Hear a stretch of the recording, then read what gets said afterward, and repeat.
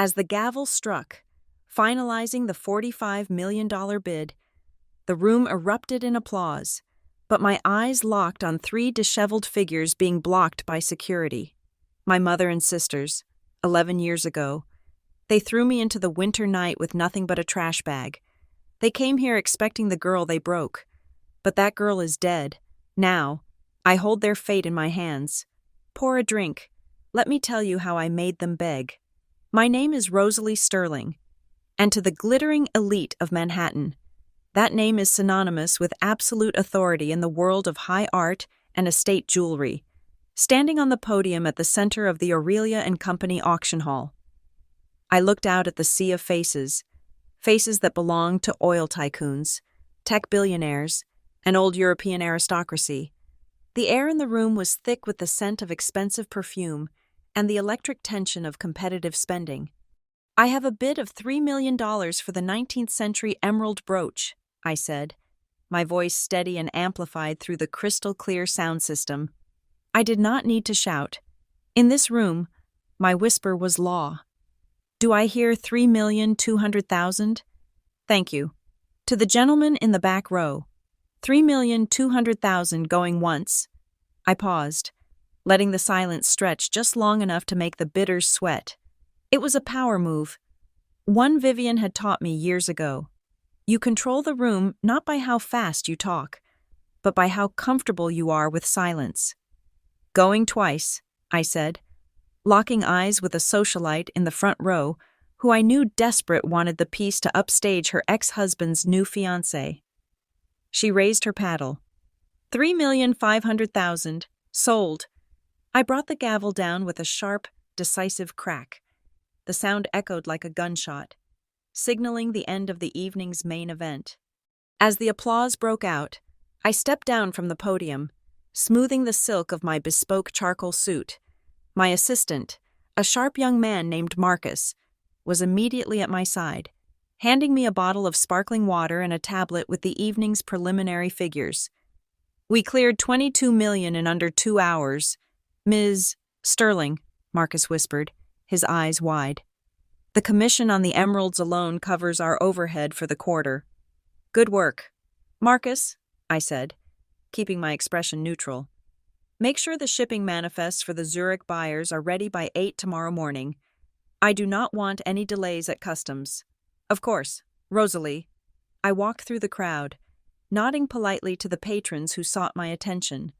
They reached out to shake my hand, offering congratulations, their smiles bright and predatory. I knew this game. They respected me because I held the keys to the things they coveted. They respected me because I was a Sterling. Near the entrance to the private VIP lounge, a tall, elegant woman with silver hair styled in an impeccable chignon was waiting for me. Vivian Sterling, the woman who had found me broken and had rebuilt me into a weapon of mass sophistication. Next to her stood Julian, his warm hazel eyes crinkling at the corners as he saw me approach.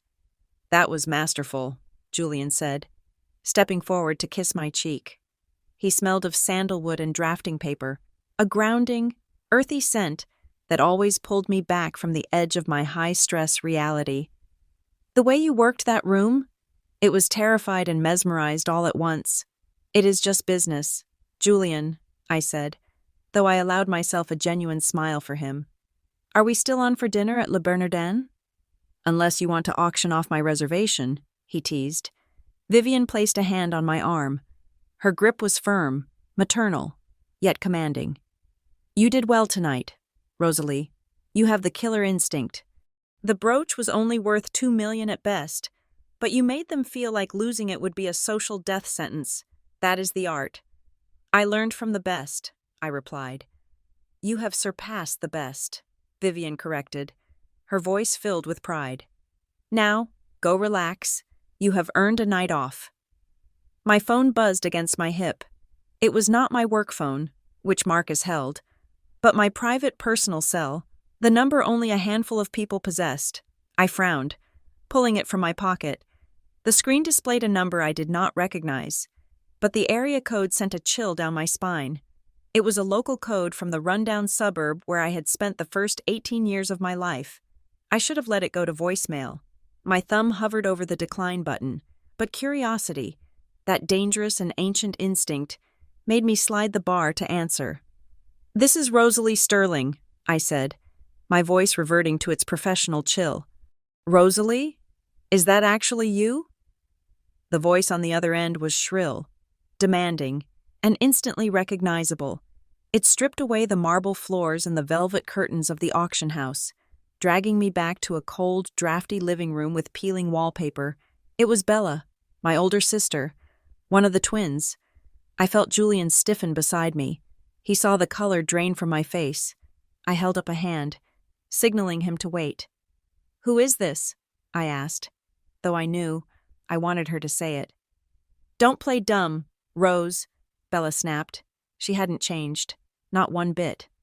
"It's Bella, your sister. Jesus, do you know how hard it was to find a number for you? We tried calling the main line of that fancy company you work for, but the secretaries wouldn't put us through. They said you were busy." "I am busy," I said. "How did you get this number?" "Does it matter?" she huffed. "Look, I don't have time for your high and mighty attitude. You need to come home, right now." "I do not have a home there," I replied, my hand tightening around the phone until my knuckles turned white. "And I have no intention of—" "It's Dad," she cut me off, her voice dropping to a theatrical whisper that I recognized as her dramatic victim tone. "He is in the hospital. Ideally, we wouldn't even bother you. God knows you made it clear you think you are too good for us. But it is bad. Rose, he needs surgery, and the insurance won't cover the specialist. We need money." The mention of my father, Robert, caused an involuntary stutter in my heart, not out of love, but out of a dull, aching phantom pain. I remembered him sitting in his recliner, the blue light of the television flickering over his face while I begged him to look at my report card. Or later, while I begged him to stop Mom from throwing me out. He had never looked away from the screen. His neglect had been a weapon just as sharp as my mother's cruelty. "He is sick?" I asked, my voice flat. "Yes." "Are you deaf?" Bella shrieked slightly. "He is lying there, maybe dying, and you are asking stupid questions. Mom is a wreck. Donna is crying her eyes out. We need $50,000 for the deposit on the surgery by tomorrow morning. You need to bring it." A long silence stretched between us. In the background of the call, I could hear faint television noise, a reality show. Perhaps it didn't sound like a hospital waiting room. Vivian, sensing the shift in my aura, stepped closer. She tapped her wrist where a watch would be, mouthing the word, "Control." "I am not coming to the hospital," I said. "What? Are you serious? He is your father." "I am not coming to the hospital," I repeated, harder this time. "If you want to discuss this, you will meet me tomorrow morning at 10 o'clock, at my lawyer's office in Midtown." "Lawyer? Why do we need a lawyer? We just need the cash." "Rosalie, just Venmo it or bring cash. Those are my terms. Bella, take them or leave them. I will text you the address." I hung up before she could finish the slur. The silence that followed was heavier than the one in the auction hall. I stared at the phone, my chest heaving slightly. "The family?" Vivian asked softly. "Bella," I confirmed. "She says Robert is in the hospital. They need money for surgery." "Do you believe her?" Julian asked, his hand finding the small of my back, offering support. "I don't know," I admitted. "He was never healthy. He smoked 2 packs a day and ate nothing but processed grease. It is plausible." "But you are hesitating," Vivian observed. She took the champagne flute from a passing waiter and handed it to me. "Drink. It will settle the nerves." I took a sip, the bubbles sharp against my tongue. I swore I would never see them again. 11 years. Vivian, 11 years of peace. Why now? "Because sharks can smell blood in the water," Vivian said, her eyes narrowing. "Or in this case, they can smell money. You have been in the press lately. Rosalie, the Forbes article, the auction records. They know who you are now. They know you are not the little girl they discarded." "I should just block the number," I said, looking at the black screen. Send them a check if he's really dying, just to clear my conscience, and never speak to them. You could, Vivian said, but that would not be closure. That would be paying a ransom. She stepped in front of me, placing her hands on my shoulders. Rosalie, you are the strongest woman I know, but as long as you fear facing them, they still have power over you. If you want to be free, truly free, you have to look them in the eye and realize they are small. You have to see them for what they are, not the monsters of your childhood, but the pathetic failures of their own making. I looked at Julian. He nodded. I will be right there with you, Rose, or I can wait in the car. Whatever you need. No, I said, a cold resolve settling over me like a suit of armor. I will handle this, but I am not going in blind. I turned around and scanned the room until I found Marcus. I waved him over. He approached quickly, sensing the change in my demeanor. Ms. Sterling? Is everything all right? Change of plans. Marcus, I need you to run a full background check. Financials, medical records, credit scores, pending lawsuits, everything. Marcus pulled out his tablet. On whom? The Fairhaven family, Robert, Linda, Bella, and Donna. I want to know what they have eaten for breakfast for the last 6 months. And I want to know specifically if Robert Fairhaven has been admitted to any hospital in the tri-state area in the last week. I will have the preliminary report within the hour, Marcus said, tapping furiously. I have a contact at the credit bureau and another in the hospital network database. Do it. The rest of the evening was a blur. I went through the motions of the dinner with Julian, but my mind was elsewhere. I was analyzing, strategizing, if Robert was truly sick. I would pay for the surgery directly to the hospital. I would not let him die, not because I loved him, but because I would not give them the satisfaction of calling me a murderer. But if this was a lie... We were back at my penthouse, overlooking the glittering expanse of Central Park. When Marcus emailed the file, I sat on the velvet sofa, a glass of red wine in my hand, and opened the attachment. Julian sat next to me, reading over my shoulder. My God, Julian whispered as he saw the numbers. How is this even possible? I scrolled through the pages, my eyes scanning the data with the precision of an auditor. It was a massacre, a financial bloodbath. Robert Fairhaven was not in the hospital. In fact, his credit card records showed a charge at a liquor store 3 hours ago and a subscription renewal for a cable sports package yesterday. There was no medical emergency, there was no surgery, but there was debt, massive, crushing debt. Bella and Donna, my tormentors, had maxed out 15 credit cards between them. They had taken out loans to lease luxury cars, a Range Rover and a Mercedes, both of which were currently in the process of repossession. Their social media profiles, which Marcus had helpfully summarized, showed a life of influencer luxury, trips to Miami, designer bags, bottle service at clubs, all of it funded by high-interest loans and payday advances. Linda and Robert had refinanced their home twice to bail the twins out. Now, the bank was foreclosing. They were 2 months away from being on the street. They lied, Julian said, his voice hard. He isn't sick. They just need $50,000 to stop the immediate foreclosure or repo men. They want me to bail them out, I said, a slow, icy smile spreading across my face. It was not a smile of happiness. It was the smile of a predator who realizes the prey has walked into the trap voluntarily. They think I am still the naive little girl who yearned for their approval. They think they can guilt-trip me into handing over cash. What are you going to do? Julian asked. I stood up and walked to the floor-to-ceiling window. New York City lay before me, a grid of light and power. I had conquered this city. I had survived the cold nights on park benches. I had survived the hunger. I had survived them. They want a reunion? I said, watching my reflection in the glass. I will give them a reunion, but I'm not going to just write a check. Julian, if they want my money, they are going to have to dance for it. They stripped me of everything when I was 18, my dignity, my future, my home. Now, I am going to buy their dignity, and I am going to own it. I turned back to him. Get the legal team ready for tomorrow morning. I want a contract drawn up. A very specific contract. What kind of contract? The kind that puts a leash on a dog.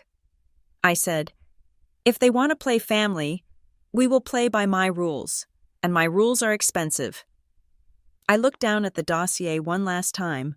Bella and Donna had spent thousands on fake followers and image consulting. They were obsessed with appearances. They were obsessed with looking rich while rotting from the inside out. Perfect. See you tomorrow, Bella, I whispered to the empty room. Don't be late. The memory does not begin with the shouting. It begins with the silence of falling snow and the crinkle of thick, expensive paper in my trembling hands. It was February 14th, Valentine's Day. It was also my 18th birthday. But in the Fairhaven household, dates that held significance for me were treated like days that did not exist on the calendar. I stood on the porch of our peeling, gray-sided house, clutching a large envelope stamped with the crimson seal of Harvard University. I had opened it by the mailbox, my breath hitching in the freezing air as I read the first line. Congratulations. The word shimmered like a lifeline thrown into a dark ocean. I had done it. I had studied by flashlight under my covers while Bella and Donna threw loud parties downstairs. I had walked to the library in the rain to save bus fare for application fees. I had made myself invisible so I could become invincible. But admission was only half the battle. I needed the deposit. I needed the first semester's tuition to secure the financial aid package. I walked inside, the warmth of the house hitting my frozen cheeks. But the atmosphere was colder than the blizzard outside. The television was blaring in the living room. My father, Robert, was slumped in his recliner. His eyes glazed over as he watched a game show. My mother, Linda, was on the floor, surrounded by shopping bags from high-end boutiques. Bella and Donna were posing in front of a ring light, modeling matching faux fur coats that looked brand new. "Mom," I said, my voice barely a whisper. I cleared my throat and tried again, louder. "Mom, I got in." Linda did not look up. She was busy adjusting the hem of Bella's coat. "Got in where?" "Move to the left. Bella, the light is hitting your nose wrong." "Harvard," I said, stepping into the room. "I got into Harvard," for a second. The room went quiet. Bella lowered her phone. Donna narrowed her eyes, a look of pure, distilled jealousy flashing across her face before she masked it with a sneer. "Harvard?" Bella laughed, a sharp, brittle sound. "You?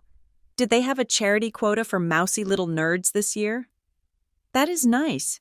"Rosalie," my mother said dismissively, turning her attention back to the clothes. "Now move out of the frame. You are blocking the aesthetic." "I need to talk to you about the college fund," I said, my hands tightening on the acceptance letter. "Grandpa's fund. The one he set up for us. I need to send the deposit by the end of the week." Linda finally stopped. She stood up, brushing lint off her pants. She exchanged a quick, nervous glance with my father. But he didn't even blink. He just turned the volume up on the television. "There is no fund, Rosalie," Linda said casually, as if telling me there was no milk in the fridge. My stomach dropped. "What do you mean? Grandpa left $75,000 for each of us. It is in the trust. I have the account number." "I closed it," she said. You what?" "I closed it 3 months ago," Linda said, crossing her arms. Her face hardened, the mask of the doting mother slipping away to reveal the cold calculator underneath. "We needed the capital. Bella and Donna have a real shot at this influencer thing. Rosalie, do you know how much engagement their last post got? But it takes money to make money. We had to buy the equipment, the wardrobe, and the down payment on the BMW so they can show up to events in style. Image is everything." I felt the blood drain from my face. "You spent my college tuition on Instagram photos? And a car?" "It is an investment in the family," Linda snapped. "Don't be so dramatic. You can go to community college here in town. It is cheaper, and you can still help around the house. Honestly, Rosalie, why do you have to be so selfish? Your sisters are on the brink of stardom, and all you care about is some fancy piece of paper." Selfish? I choked out. Grandpa left that money for education, not for vanity projects. Watch your mouth, Bella shrieked. She stalked over to me, her eyes manic. You are just jealous. You have always been jealous because you are the ugly duckling and we are the swans. You think you are better than us just because you read books? She snatched the acceptance letter from my hand. No, give that back. I lunged for it, but Donna blocked me, shoving me backward into the wall. Oops, Bella said, a cruel smile playing on her lips. She held the thick, cream-colored paper up. Is this what makes you special? This piece of trash? She ripped it. The sound was like a bone breaking. She tore it in half, then in quarters. Then she crumpled the pieces and threw them at my feet. There, Bella said. Now you don't have to worry about the deposit. I stared at the shredded remains of my future scattered on the dirty carpet. Tears, hot and stinging, welled up in my eyes. I looked at my father. He was right there. He was 10 feet away. He had heard everything. Dad, I pleaded. Dad, please, please say something. They stole my money. They tore my letter. Robert shifted in his chair. He took a sip of his beer. He did not look at me. Keep it down, Rosalie, he grumbled. I am trying to watch this. That was the moment my heart actually broke. Not when the money was gone, not when the paper tore, but when the man who was supposed to protect me chose a game show over his daughter's life. I screamed. It was a guttural sound, born of 18 years of neglect. I hate you. I hate all of you. You are thieves. You are pathetic, shallow thieves. The room went deadly silent. Bella's eyes darted around, looking for a way to regain control. Her gaze landed on her jewelry box on the coffee table. She gasped, a theatrical, overacted sound. My diamond bracelet, she shouted. Mom, my diamond bracelet is gone. She pointed a manicured finger at me. She took it. I saw her near the table when she came in. She stole it to pay for her stupid college. I didn't touch your things, I cried. I just walked in the door. Liar, Donna joined in, sensing the kill. Check her pockets. Mom, she is a thief. Linda did not bother to check my pockets. She did not bother to ask for the truth. She had been waiting for an excuse to get rid of the burden that was me. The daughter who asked questions. The daughter who didn't fit the mold. Get out, Linda said. Her voice was low and dangerous. What? I said get out of my house, Linda screamed, her face twisting into something ugly. I will not harbor a thief. You steal from your own sisters? After everything we have done for you? After we put a roof over your head? I didn't steal anything. You stole from me. Linda grabbed my arm, her nails digging into my flesh. She dragged me toward the front door. I am done with you. You are a cancer in this family. Rosalie, always judging us, always looking down on us.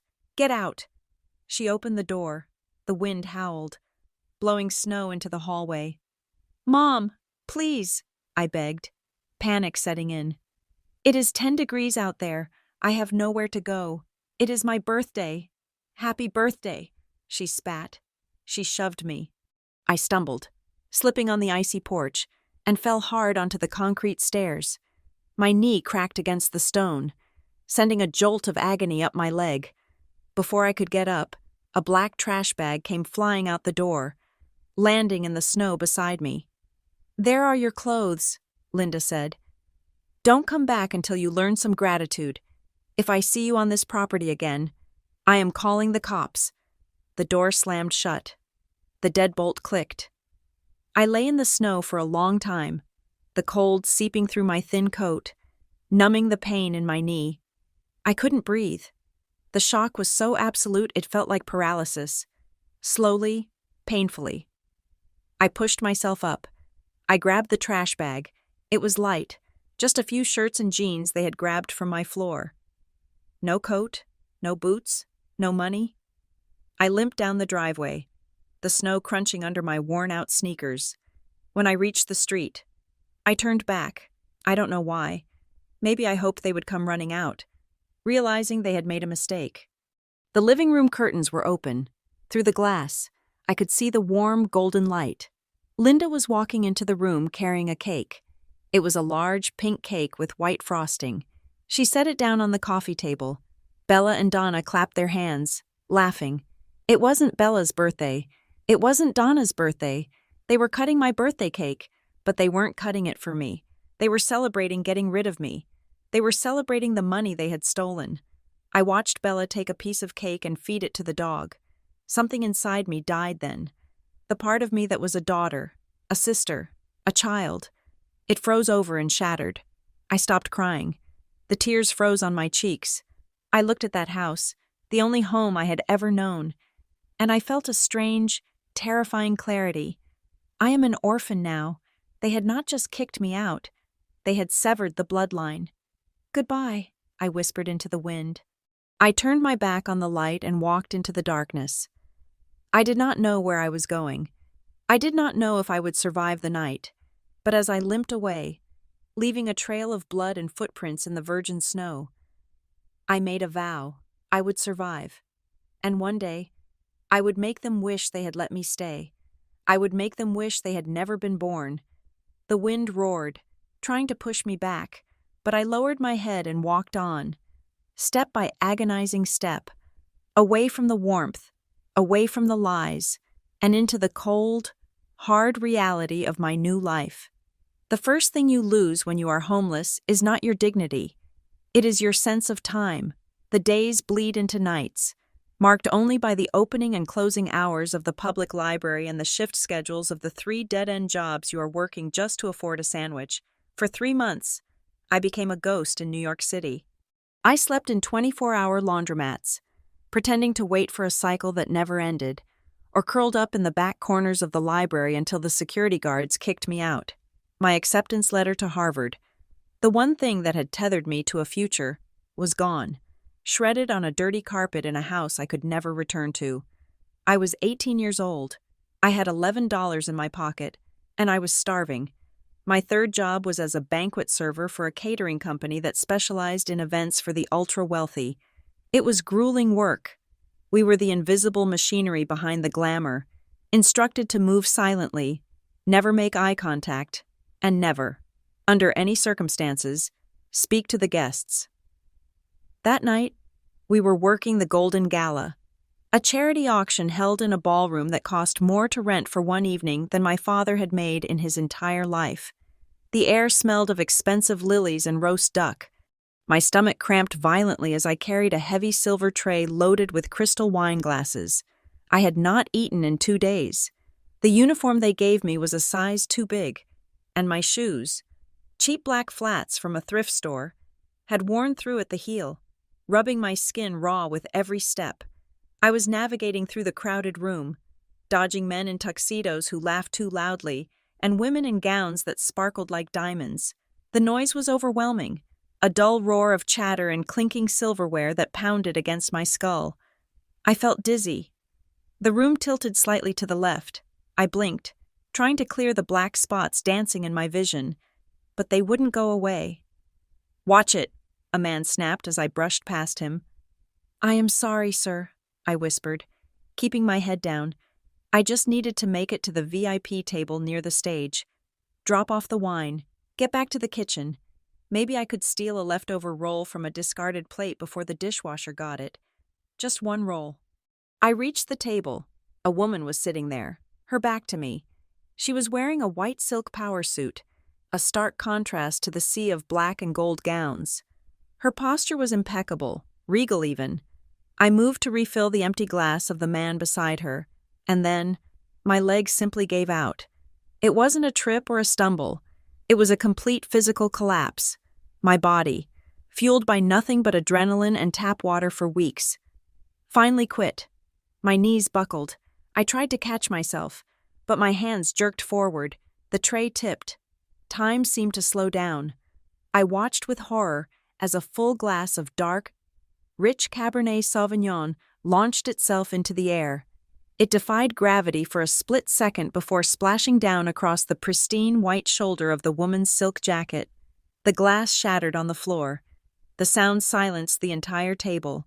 The crimson stain bloomed rapidly across the white fabric like a gunshot wound. I scrambled to my knees, my hands shaking so hard I could barely breathe.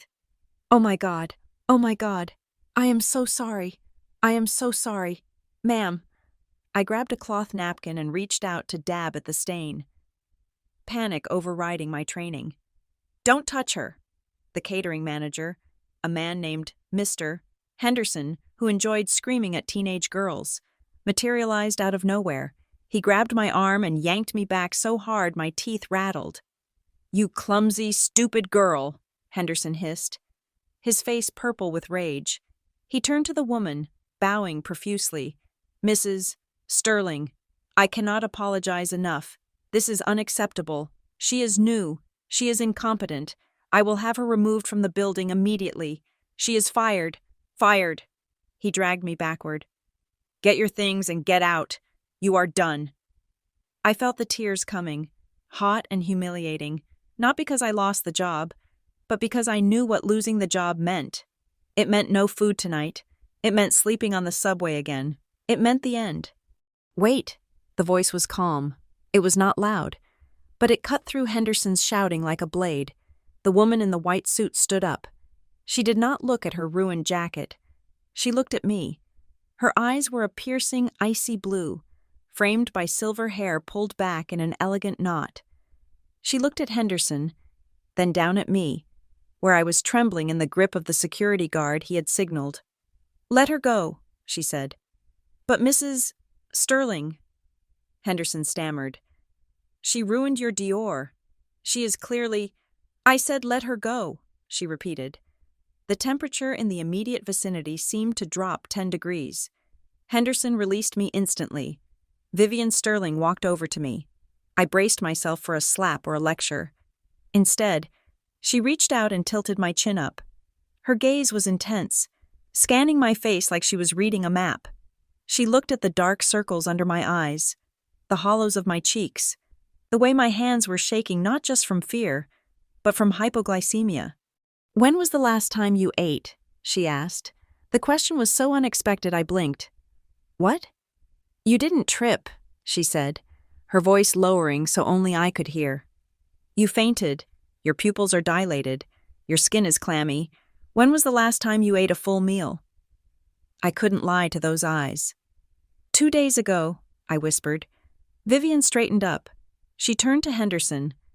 This was an accident caused by an unsafe working environment. If you fire her, I will personally ensure that my foundation never hires your catering company for another event, and I will tell all my friends to do the same. Do we understand each other? Henderson turned pale. Yes, of course. Mrs. Sterling, whatever you say. Good, she said. She turned back to me. Finish your shift. Sit in the back and eat something. When the event is over, meet me at the north exit. Do not make me wait. She sat back down, signaling for a waiter to bring her sparkling water, completely ignoring the wine dripping down her $2,000 jacket. I spent the next 2 hours in a daze. I ate 3 bread rolls and a plate of cold chicken in the kitchen, trying to stop my hands from shaking. Why did she want to see me? Was she going to sue me privately? Was she going to demand I pay for the jacket? I had nothing. At midnight, I walked to the north exit. A sleek black town car was idling at the curb. The rear window rolled down. Get in, Vivian said. I hesitated. Ma'am, if this is about the cleaning bill, Get in the car. Rosalie. I froze. I hadn't told her my name. I opened the door and slid onto the leather seat. It was warm inside, smelling of leather and expensive vanilla. The partition was up, separating us from the driver. How do you know my name? I asked, clutching my backpack, the only possession I had left. I asked the manager, she said. She was looking at a tablet, typing something. Rosalie Fairhaven, 18, no fixed address. Social security number indicates you are local, but you have no emergency contact listed. You were a straight-A student in high school, valedictorian potential, but you dropped off the map 3 months ago. She put the tablet down and looked at me. So, Rosalie, Why is a girl who should be in a dorm room at an Ivy League university washing dishes and fainting at my feet? It is complicated, I said, looking away. I like complicated, Vivian replied. I am not offering you charity. Rosalie, I do not believe in charity. I believe in investment. I saw something in your eyes tonight. You were terrified. But you didn't cry until you thought you lost the job. You have survival instinct. I need that. Need it for what? I need a personal assistant, she said. My last 3 were incompetent. They cared more about the parties than the work. I need someone who is hungry, literally and metaphorically. Someone who notices things. Someone who can keep secrets. She paused. Tell me about the table I was sitting at. Who was there? What? The guests at my table, Vivian said. You were hovering around us for 20 minutes before you dropped the tray. Tell me what you saw. Prove to me you are not just another burnout. I closed my eyes. Picturing the table, the hunger had made my senses sharper. Hyper-aware of every detail as a survival mechanism. The man to your right was Senator Miller, I said, my voice gaining strength. He is allergic to shellfish. I saw him ask the waiter 3 times to ensure the crab cake didn't touch his salad. He is also left-handed, but he drinks with his right hand. Vivian raised an eyebrow. Go on. The woman across from you, the one in the green sequins, is Mrs. Vanderhoven. She is having an affair. Vivian actually smiled. How do you know that? She was texting under the table the whole night. She had her phone angled away from her husband, but I saw the reflection in her spoon. The contact name was Architect, and every time her husband touched her arm, she flinched. And the man to my left? Mr. Sterling, your son? I guessed. No, he is too young to be your husband, but he has your eyes. He didn't eat the steak. He pushed it around the plate. He was sketching on his napkin when he thought no one was looking. He was drawing the archway of the ballroom. Vivian stared at me for a long moment. The silence stretched, heavy and pregnant with possibility. Julian, she said softly. Yes, that was Julian. He hates steak, and he wants to be an architect, much to his father's dismay. She reached into her purse and pulled out a business card. You have a photographic memory and you are observant, she said. That is rare. I have a proposition. You come live at the Sterling estate. You will be my personal assistant. You will manage my schedule, organize my events, and keep my life in order. In exchange, I will provide room, board, and a salary. And college? I asked, the words tumbling out before I could stop them. I got into Harvard, but I lost the funding. Vivian looked at me. If you work for me for 2 years and prove your loyalty, I will pay your tuition, anywhere you want to go, full ride. My heart hammered against my ribs. It sounded too good to be true. It sounded like a trap. Why? I asked. Why would you do that for a stranger who ruined your jacket? Because I know a fighter when I see one, Vivian said. And because 30 years ago, I was standing on a street corner with $5 in my pocket, waiting for a break that almost never came. I am giving you the break, Rosalie.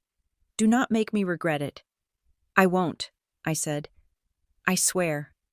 Good. Driver, home. The car glided through the city, leaving the grime and the noise behind.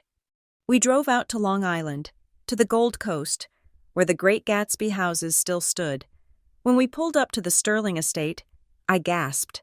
It was a mansion of limestone and glass, glowing warmly against the night sky. It looked like a fortress. It looked like safety. We walked inside.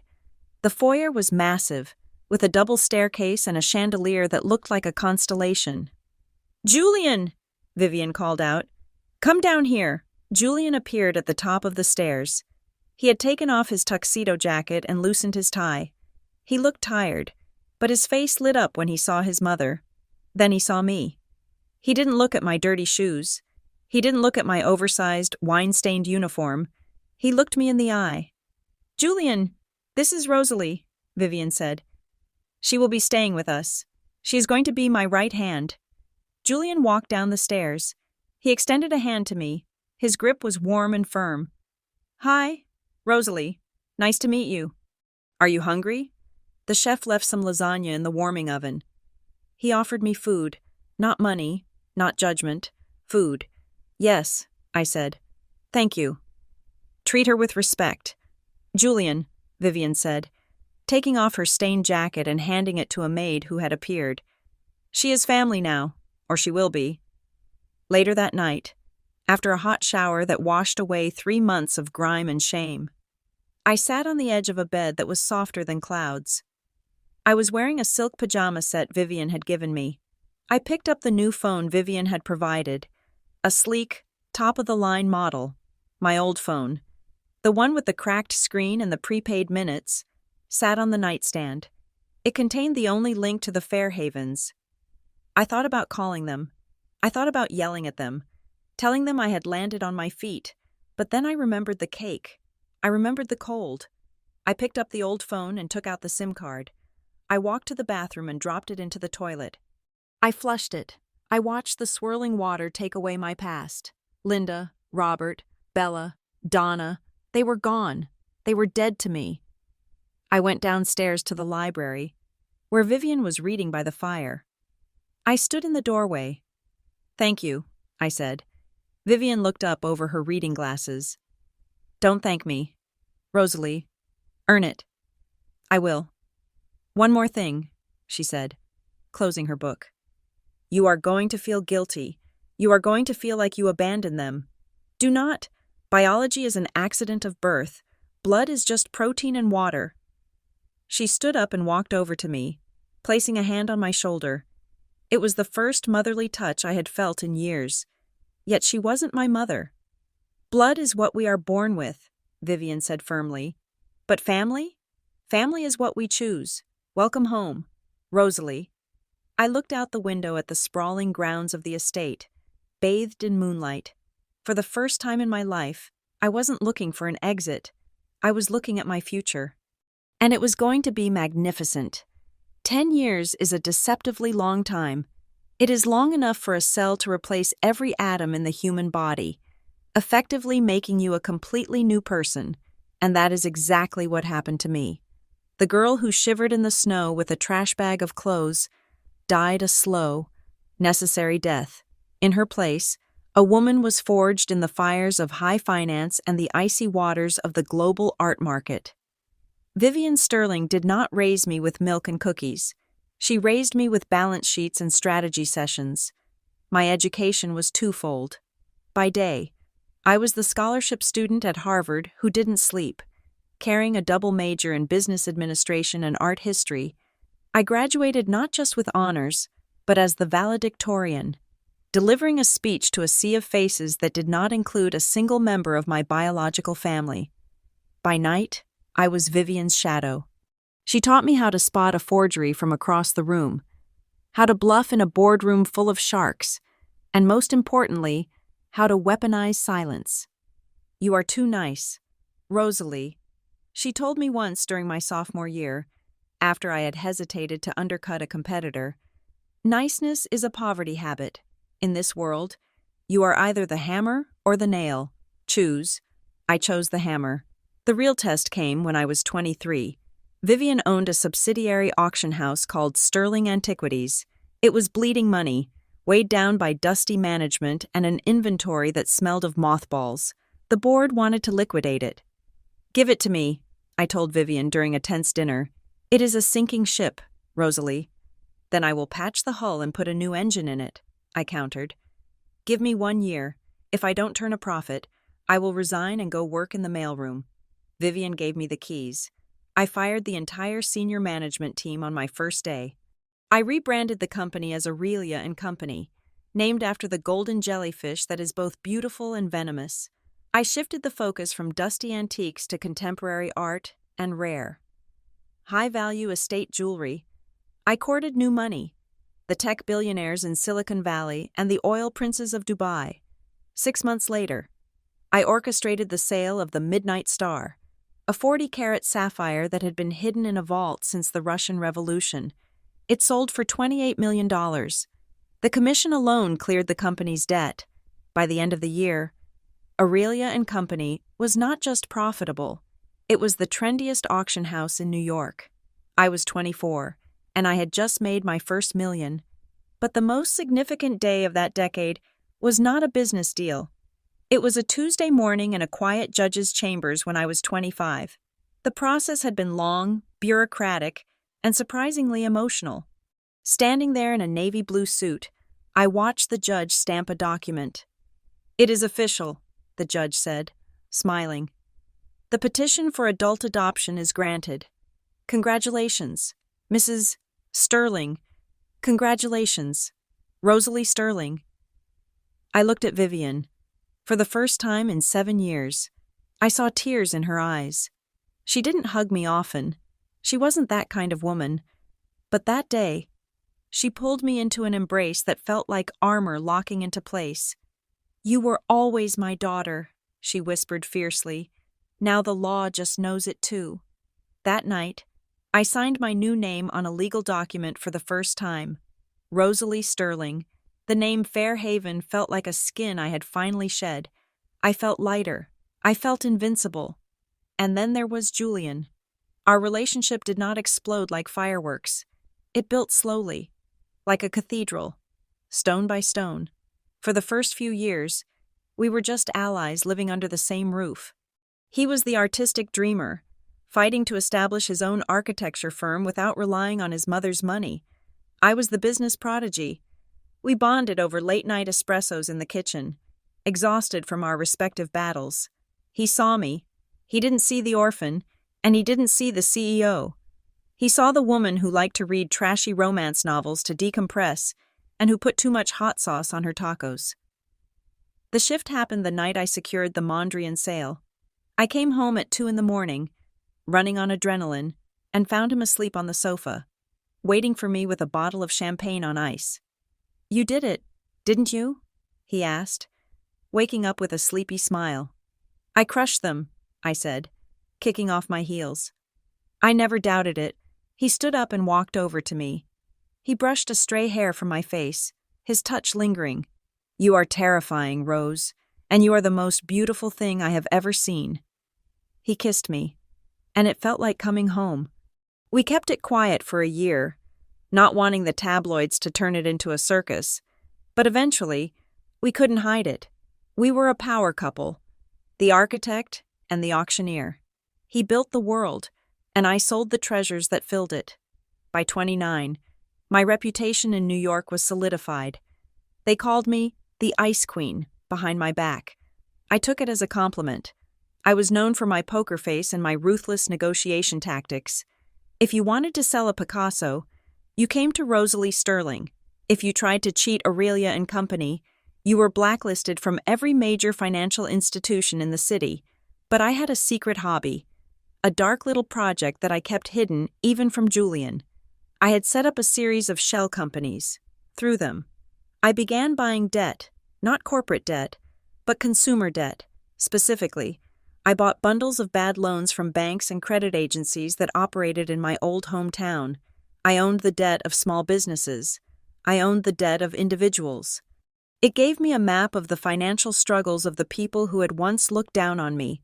And through my private investigators, I watched the Fairhavens. Every month, a dossier arrived on my encrypted server. Reading it was a ritual I performed with a glass of Pinot Noir in hand. It was a tragedy of errors. Linda and Robert had sold the house I was kicked out of, 3 years ago. They had to. They had refinanced it so many times to pay for Bella and Donna's careers that the equity was gone. They were now renting a cramped condo on the edge of town. And the twins? My beautiful, cruel sisters? The reports were pathetic. Bella had tried to launch a clothing line. It turned out the manufacturer she used was a scam artist, and she lost $50,000 of my parents' retirement money. Then she pivoted to selling diet teas on social media. Until the FDA cracked down on the brand for causing severe allergic reactions, she is currently facing 3 lawsuits. Donna was worse. She had developed a gambling problem, disguised as day trading. She had maxed out every credit card she could get her hands on. The most satisfying part was that they were still trying to maintain the illusion.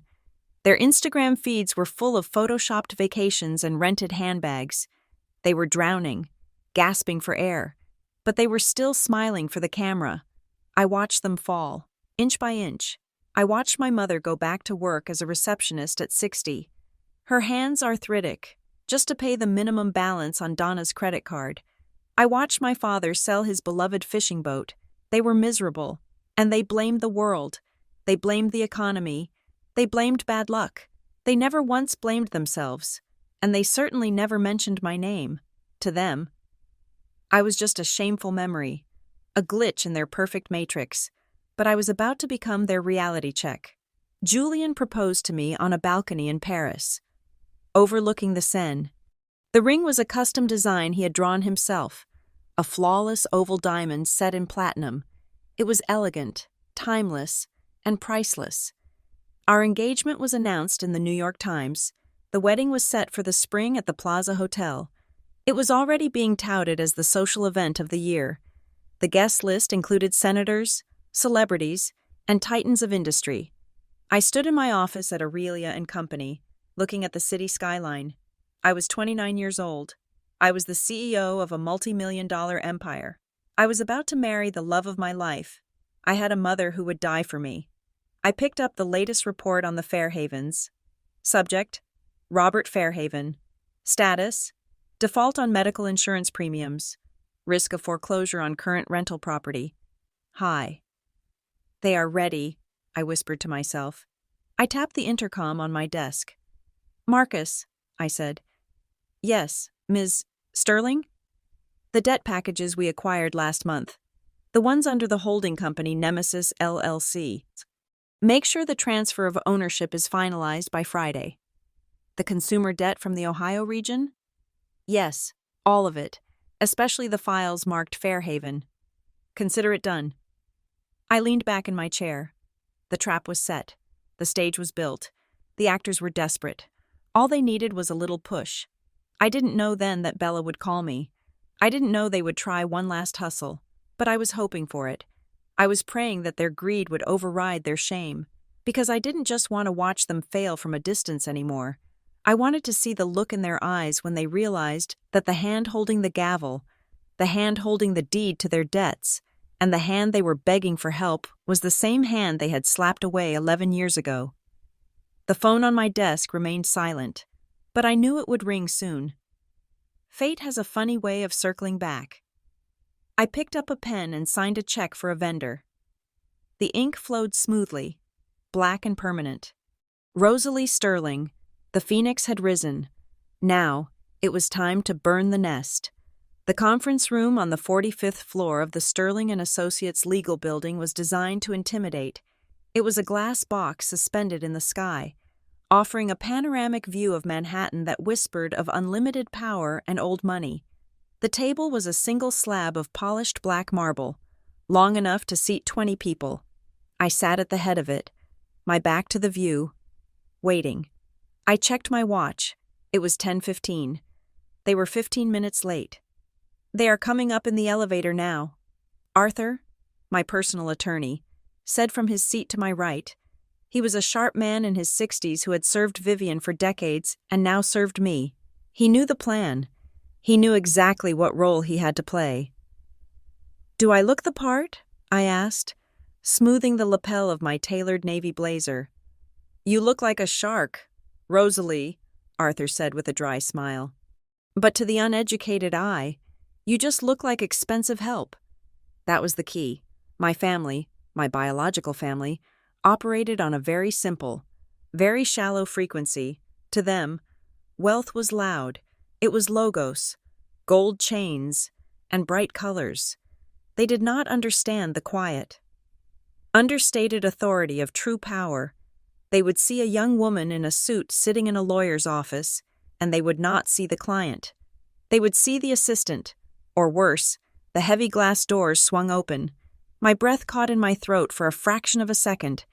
It was a physical reflex, a ghost of the terror I used to feel when I heard their footsteps in the hallway. But I crushed it instantly. Linda walked in first. She had aged. Her face was tighter, likely from cheap Botox, and her hair was dyed a harsh, unnatural blonde. She was wearing a floral dress that was too young for her and carrying a bag that screamed fake Gucci. Behind her came Bella and Donna, the twins. They were 31 now, 2 years older than me. They looked exactly like their Instagram photos, which was to say, they looked filtered, heavy makeup, lip fillers that bordered on painful, and matching tight leather pants that squeaked as they walked. They stopped in the doorway, looking around the room with wide, greedy eyes. They took in the view, the marble, the expensive art on the walls. Then they looked at me. There was no recognition of my status in their eyes, just a flicker of surprise, followed immediately by a sneer. "Well," Bella said, dropping her bag onto the pristine table with a heavy thud, "look who it is. We thought we were meeting a lawyer, not the receptionist." "Hello, Bella," I said calmly. "Please, sit down." "Don't tell me what to do," Donna snapped. She pulled out a chair and flopped into it. "So, this is where you work? It is nice. Who are you sleeping with to get an office view like this? Or do you just bring coffee to the guys who actually run the place?" I saw Arthur stiffen beside me. I placed a hand on his arm to stop him from speaking. "I am doing well. Thank you for asking," I said. "And how is Robert? You said on the phone he was in critical condition." Linda immediately burst into tears. It was a performance I had seen 1,000 times.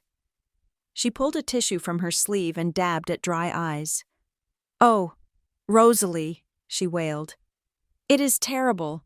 Your father is fading so fast. The doctors say his heart is working at 20% capacity. He needs a valve replacement immediately, or we are going to lose him." "That sounds serious," I said, keeping my voice flat. "Which hospital is he in? My assistant can call and have the billing transferred directly to—" "No!" Bella shouted. Cutting me off, the room went silent. Bella cleared her throat, realizing she had been too aggressive. "I mean," she continued, lowering her voice, "he is at home right now. The hospital sent him home because we couldn't pay the deposit. They won't operate until we show them the cash. The American healthcare system is a nightmare. Rose, you know that." "I see," I said. "And how much is this deposit?" $500,000, Donna said. She said the number quickly, without blinking. I leaned back in my chair. $500,000. It was an absurd amount for a deposit on a valve replacement, even at a private clinic. But it was exactly the amount Donna owed to the Venetti crime family for her gambling debts. My private investigator had been very thorough. The loan sharks had given her until the end of the week. "That is a lot of money," I observed. "Is it?" Bella scoffed. "Look at this place. Look at your suit. You obviously have access to money, or your boyfriend does. Just ask him. Tell him it is for charity or something. Don't be stingy. Rosalie, it is your dad's life. I don't have a boyfriend who pays my bills," I lied smoothly. "I work for a living, but I have managed to save some money, and I have access to a hardship fund through my employer." Linda looked up, her eyes gleaming with hope. "So you will give it to us? You will save your father?" "I am willing to help," I said. "But $500,000 is not a small sum. If I provide this money, I need some assurances." "Assurances?" Bella narrowed her eyes. "What kind of assurances? We are family. Don't be such a corporate bitch." "Family or not, this is a business transaction," I said. I signaled to Arthur. Arthur opened his briefcase and slid 3 thick leather-bound binders across the table, one for each of them. "This is a standard financial assistance and liability release agreement," Arthur said in his dry, lawyerly monotone. "It stipulates that in exchange for the sum of $500,000, the recipients, that is you three, agree to waive any future claims to Rosalie Fairhaven's estate or assets. It also grants Rosalie full power of attorney over Robert Fairhaven's medical decisions, ensuring the money is used strictly for his care." I watched them. They didn't even open the binders. They just stared at the covers. "Wait," Donna said. "So if we sign this, we get the money?" "Yes," I said. "But there is an addendum in the back," Clause 14b. It requires you to list all current outstanding debts and liabilities so that we can ensure the funds are not garnished by other creditors before they reach the hospital. You have to be honest. If you owe money to anyone else, you have to list it there. And by signing, you acknowledge that those debts are your sole responsibility. This was the trap. The document was dense, filled with legal jargon. Buried within the text of Clause 14b was language that did not just list the debts, it transferred the servicing rights of those debts to the holder of the contract by signing. They were essentially confirming the validity of every loan shark debt, every credit card fraud, and legally binding themselves to a repayment plan dictated by me. It also contained a privacy waiver that allowed me to record and use their image for archival purposes, but they were not reading the fine print.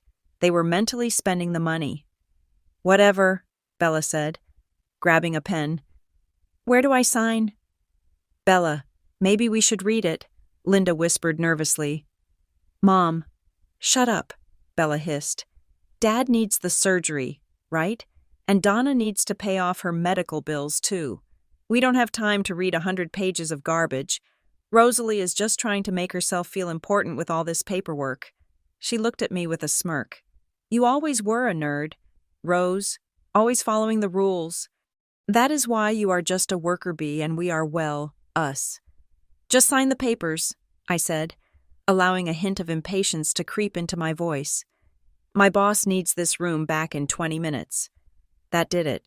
The idea that I was on a clock, subservient to someone else, made them feel superior. It lowered their guard completely.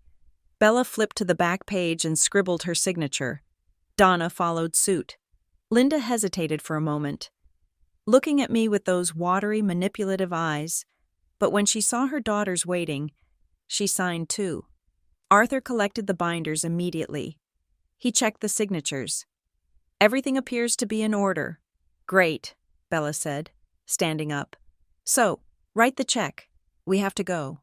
"I cannot write a personal check for that amount," I said. "The funds are tied up in the company trust.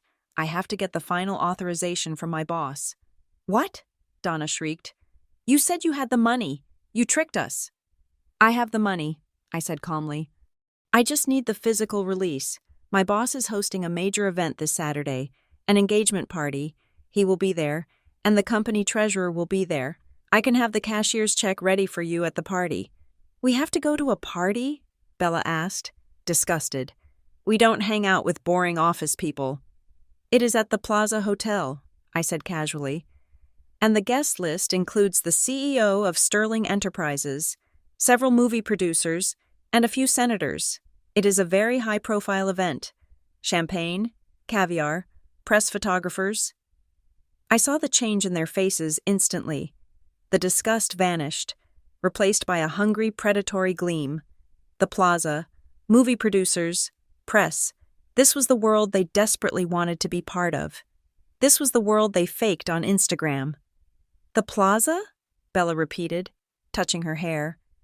"Well, I guess we could make an appearance, for Dad's sake." "Of course," I said. "I can get you on the guest list, but you will have to blend in. It is a black tie event." "We know what black tie means, Rosalie," Donna sneered. "We have style. Unlike some people." She looked pointedly at my conservative suit. "Good," I said. "Then I will see you on Saturday at 7 o'clock. Do not be late, and bring your ID. Security is tight." "We will be there," Linda said, standing up and smoothing her dress.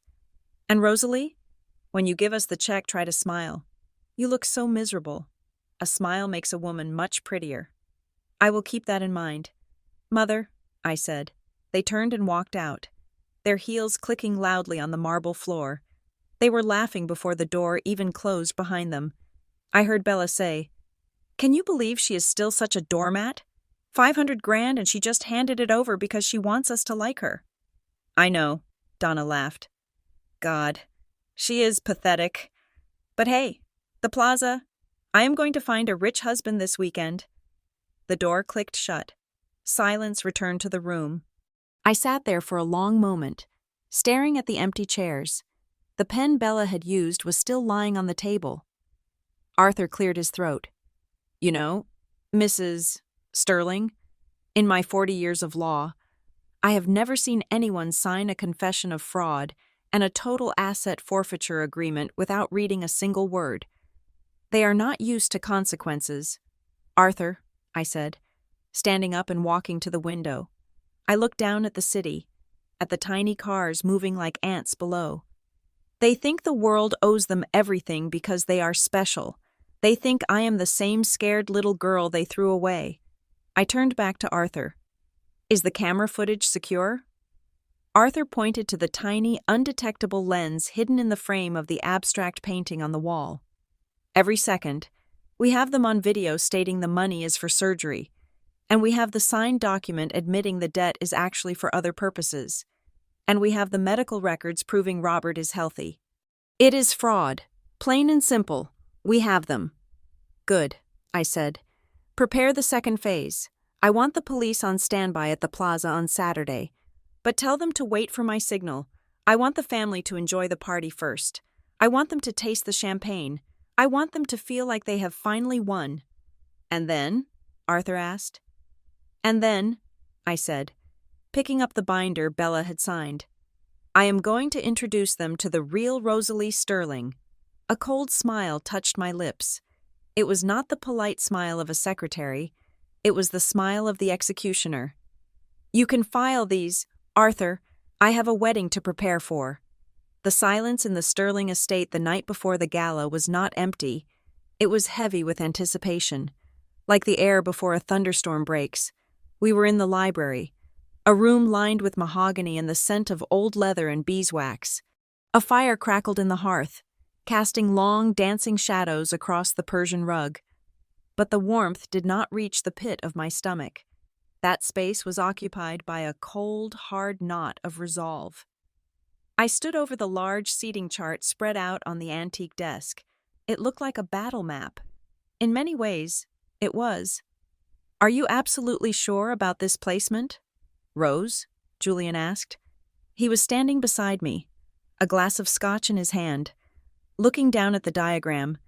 His brow was furrowed, not with doubt in me, but with worry for me. Table 19. It is right in the center of the kill zone. I traced the circle marked Table 19 with my finger. It is perfect, Julian.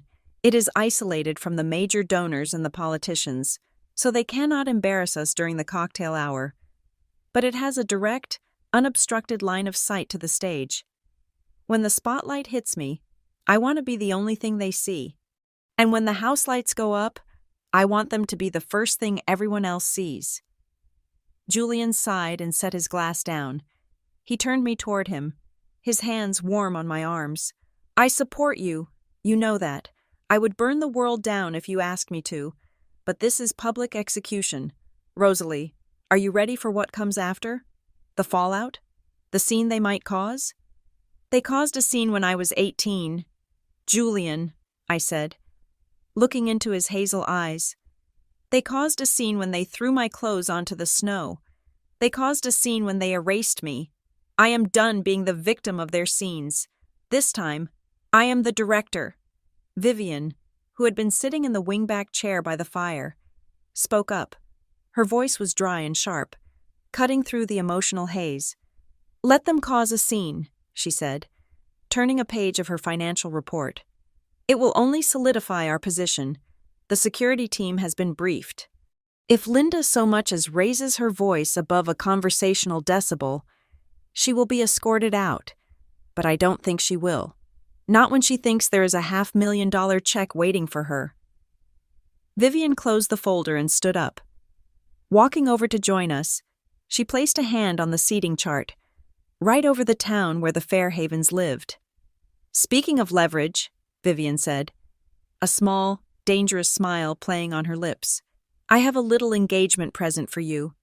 Rosalie, it did not seem right to wait until Saturday. You already gave me the earrings, I said, touching the diamond studs in my ears. This is not jewelry, Vivian said. I made a phone call this morning to my acquisitions department. It turns out the community bank that holds the mortgage on the condo your parents are renting and the mortgage on the commercial property Bella tried to lease for her failed clothing line was looking for a buyer. They were over-leveraged. My eyes widened. Vivian, you didn't— I did, she said calmly. Sterling Capital is now the majority shareholder of First Peoples Bank of Ohio. Technically, I am their landlord, and I am their creditor. If the legal strategy falls through, which it won't, we can foreclose on their rental agreement on Monday morning for violation of the morals clause in the lease. Fraud is a violation of morals, after all. I looked at this woman, this titan of industry, who had taken me in when I was nothing, and I felt a surge of gratitude so strong it almost brought me to my knees. She had literally bought a bank just to ensure I had a backup plan. "Thank you," I whispered. "Don't go soft on me now," Vivian said, though her eyes were kind. "We have a war to win. Now, tell me about the costumes. Did the package arrive?" "It did," I said, a darker amusement bubbling up. "My assistant sent it out via overnight courier this afternoon. It will be on their doorstep by tomorrow morning." The gift was my masterstroke of psychological manipulation. I knew my sisters. I knew that despite their bravado, they were terrified of not fitting in. They were broke, desperate, and tacky, and they would be panicking about what to wear to a black tie gala at the plaza. They couldn't afford anything decent, and their pride would never allow them to show up in something old. So, I had helped them. I had instructed my personal shopper to find 2 dresses. They were flashy, sequined, and covered in logos. Exactly the kind of gaudy trash that people who have no money think rich people wear. They were labeled with high-end designer tags, Gucci, Versace, but they were fakes. High-quality fakes from Canal Street. The kind that look impressive to the untrained eye but scream counterfeit to anyone who actually belongs in the world of high fashion. The stitching was slightly off.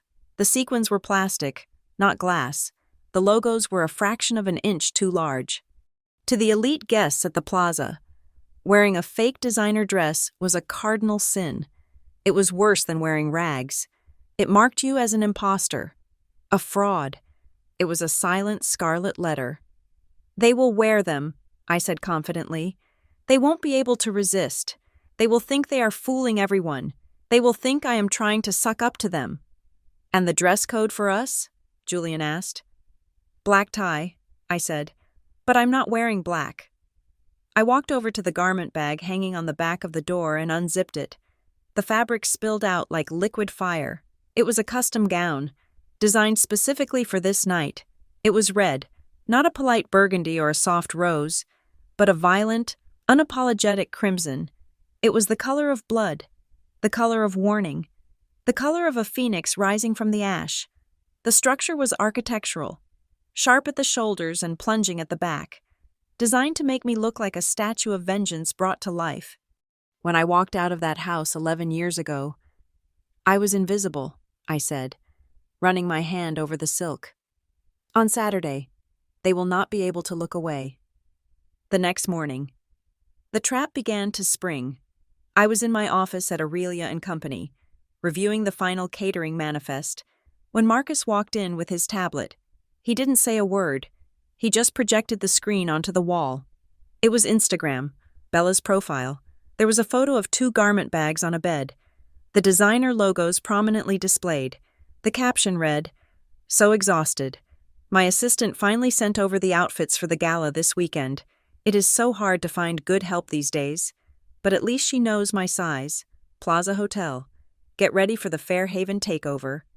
Blessed High Life 5 IP." I scrolled down. There was a video story. Donna was holding up the fake Versace dress, spinning around in her cramped, messy bedroom. "You guys," Donna's voice chirped from the speakers, shrill and tinny. "You won't believe this. My little sister, she is basically begging for our forgiveness, sent us these insane dresses. She is literally working the party we are attending as guests. It is kind of sad. Honestly, she is desperate to get back in our good graces now that she sees how well we are doing. I guess I will let her serve me a drink. Family is family, right?" I froze the video on Donna's face. She looked triumphant, She looked smug. She had no idea that the dress she was bragging about was made of polyester blend and cost $50 to manufacture. She had no idea she was about to walk into a room full of people who could spot a fake from 50 paces. "They took the bait," Marcus said. "Hook, line, and sinker." "They didn't just take the bait, Marcus," I said, staring at the screen. "They swallowed the hook. Look at the comments." I scanned the comments section. It was filled with bots and a few gullible friends saying things like, "Slay. Queen and you deserve it." They were living in a delusion bubble so thick it was impenetrable by logic. "Save everything," I ordered. "Every post, every story, every caption. I want a digital archive of their arrogance. We might need it for the defamation suit later." "Already done," Marcus said. "Oh, and you have a call on line 2. Personal. The caller ID says Dad." My stomach dropped. I had expected this, but anticipating the blow does not make the impact hurt less. I took a deep breath. "Thank you. Marcus, close the door on your way out." I waited until the latch clicked. Then I picked up the receiver. "Hello, Robert," I said. I could not bring myself to call him Dad. Not anymore. "Rosie?" The voice was raspy, weak. It sounded like a performance. A caricature of a sick old man. "Is that you, honey?" "It is Rosalie," I corrected. "What do you want?" "Is that any way to talk to your father?" He coughed. A dry hacking sound that stopped abruptly when he realized no one was there to pat his back. "I just wanted to hear your voice. Your mother told me you are helping us, that you are paying for the surgery." "I am paying for the procedure." "Yes," I said, emphasizing the word. I knew there was no procedure. "I am giving the check to Bella on Saturday." "You are a good girl," Robert said. "I always knew you were a good girl. You know, I told your mother not to be so hard on you back then. I told her." Liar. The word screamed in my head. I remembered him sitting in the chair, turning up the volume on the TV while I begged for my life. He hadn't told her anything. He had chosen the path of least resistance. He had chosen silence. "Did you?" I asked, my voice trembling slightly despite my best efforts. "I don't remember that. I remember you watching a game show while they threw my things in the snow." There was a pause on the other end, a heavy, uncomfortable silence. "We all make mistakes, Rosie," he said, his voice dropping the sick act for a brief second, revealing the coward underneath. "Times were hard. We were stressed. You have to understand. Raising 3 girls wasn't easy. And now look at us. I am dying. Rosie, the doctor says my heart is giving out." "And the 500,000 will fix it?" I asked. "Yes," he said quickly, too quickly. "It is the best surgeon in the state. He can save me. But we need the money. Honey, we really need it. You won't let me down. Will you? You won't let your old dad die because of some grudge?" It wasn't an apology. It was a transaction. He wasn't calling because he missed me. He wasn't calling because he regretted the 11 years of silence. He was calling because he was terrified of being poor. He was terrified of losing the house, the car, the illusion. He was willing to use his own mortality, fake or not, as a bargaining chip. He didn't love me. He loved what I could provide. A strange sense of peace settled over me. It was the final severance of the cord, the last tiny thread of hope that I had secretly harbored, the hope that maybe, just maybe, he cared, snapped, and it didn't hurt. It felt like taking off a tight shoe. "I won't let you down, Robert," I said, my voice steady and cold as a glacier. "I will give you exactly what you deserve. I promise." "Good," he sighed, relief washing over his voice. "That is good. You are a Sterling now, right? That is a big name. You must have plenty to spare. We will see you soon. Honey, I love you." I hung up the phone without saying it back. I walked over to the floor-to-ceiling window of my office. New York City was spread out below me, gray and steel and magnificent. I pressed my hand against the cool glass. "He loves me," I whispered to the empty room, a bitter laugh escaping my lips. He loves the check. The sun was setting, casting long shadows across the city. Tomorrow was the gala. Tomorrow, the curtain would rise. I went back to my desk and opened the drawer. Inside lay the dossier Marcus had compiled, the evidence of fraud, the bank foreclosure notice Vivian had prepared, the contract they had signed without reading. I ran my finger over the edge of the paper. It was sharp enough to cut skin. "Rest up, Fairhavens," I said softly. "You are going to need your strength." I packed my bag. I turned off the lights. As I walked out of the office, I didn't look back. The girl who had sought their approval was dead. The woman who walked into the elevator was the CEO of Aurelia and Company, the daughter of Vivian Sterling, the fiancée of Julian Sterling, and she was ready for war. The grand ballroom of the Plaza Hotel does not just smell of money, it smells of history, of old secrets, and of a specific kind of power that does not need to raise its voice to be heard. The ceiling, painted with cherubs and gold leaf, soared 30 feet above us, suspending chandeliers that dripped with Austrian crystal. Below, the cream of New York society mingled: senators, oil heirs, tech moguls, and movie stars. A sea of black tuxedos and couture gowns that cost more than most people earned in a decade. I stood near the entrance to the kitchen, holding a tablet, my earpiece buzzing with updates from the security team. I was wearing the red dress. It was a violent, structural masterpiece of crimson silk that left my shoulders bare and trailed behind me like a pool of blood. It was a dress designed for a queen.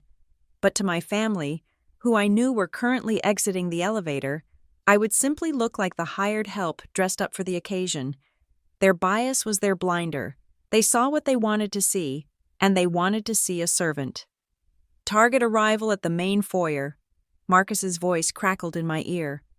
3 individuals, 2 female, 1 male. "And Rosalie?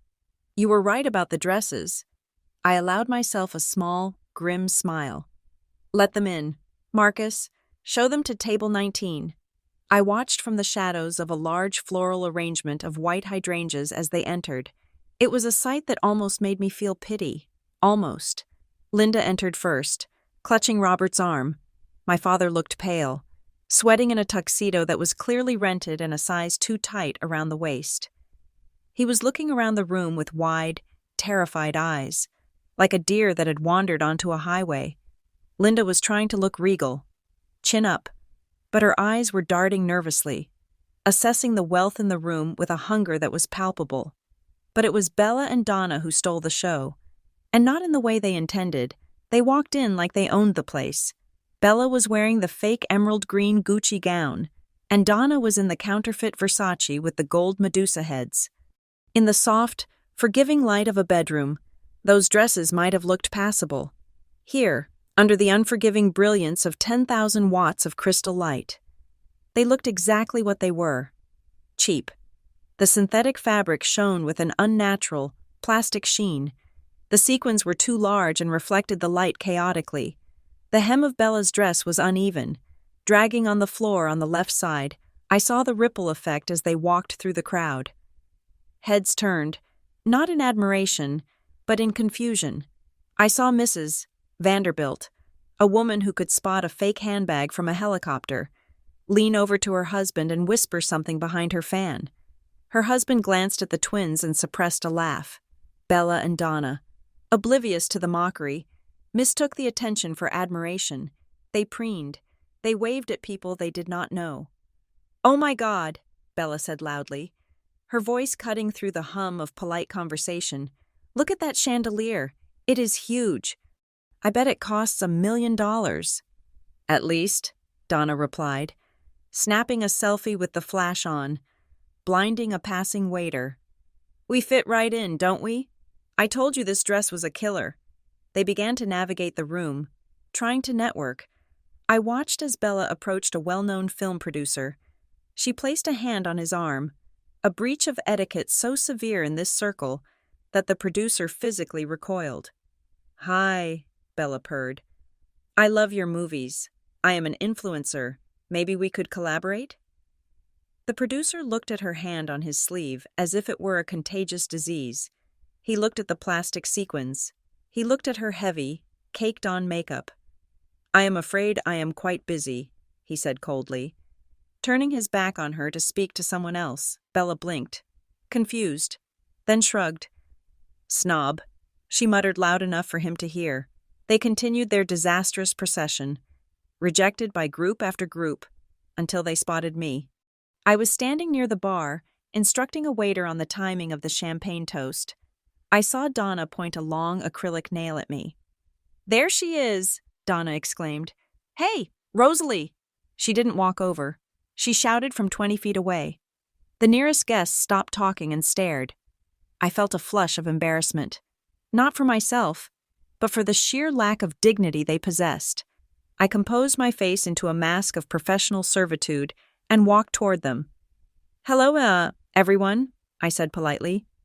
"You made it." "Of course we made it," Bella sneered, looking me up and down. "Though it took forever to get through security. Do you know who we are? You should have had us on a VIP list." "You are on the list," I said. "Everyone goes through security. It is for the safety of the senator." "Whatever," Bella said, waving her hand dismissively. She looked at my dress. "Wow, that is bright. A bit much for a party planner, isn't it? Trying to outshine the guests?" "The host insists that senior staff dress formally," I lied. "Well, it looks like a prom dress," Donna laughed. "But good for you. At least you have a job." "Where's our table?" Linda interrupted, fanning herself with a cocktail napkin. "My feet are killing me, and your father needs to sit down. His heart, you know." "Table 19, I said, pointing to the isolated table near the back, the one surrounded by empty space but with a perfect view of the stage. "Right this way." I led them through the crowd. I could feel their eyes boring into my back. "So," Bella said as we walked, "where is this boss of yours? The one with the checkbook?" "He will be speaking shortly," I said. "The check is prepared. I just need his signature after the speech." We reached the table. It was set beautifully, like all the others. But I had removed the name cards of the other guests I had supposedly seated there. It was just the four of them, alone on an island of humiliation. "Get us some drinks," Robert grunted as he sank into the chair. "I need a whiskey. Double, neat." "And I want champagne," Bella demanded. "The good stuff, not the cheap swill you serve the regular people. And bring some of those crab cakes," Donna added, poking me in the arm. "I am starving. We haven't eaten all day waiting for this." I looked at them. They were sitting in the most exclusive room in New York, treating me like a waitress at a diner. This was the moment, the final test of my patience. "I will see what I can do," I said quietly. "Don't see," Bella snapped, her eyes flashing. "Do. Chop chop. Rosalie, just because you are wearing a fancy dress doesn't mean you are not working for us tonight. Remember who needs that signature." I turned and walked away. I went to the bar and ordered a tray of drinks. The bartender, who knew exactly who I was, looked confused. "Ms. Sterling? I can have a server take that." "No," I said. "I will take it. It is personal." I carried the heavy silver tray back to the table. I served my father his whiskey. I poured champagne for my sisters. I placed the plate of hors d'oeuvres in the center.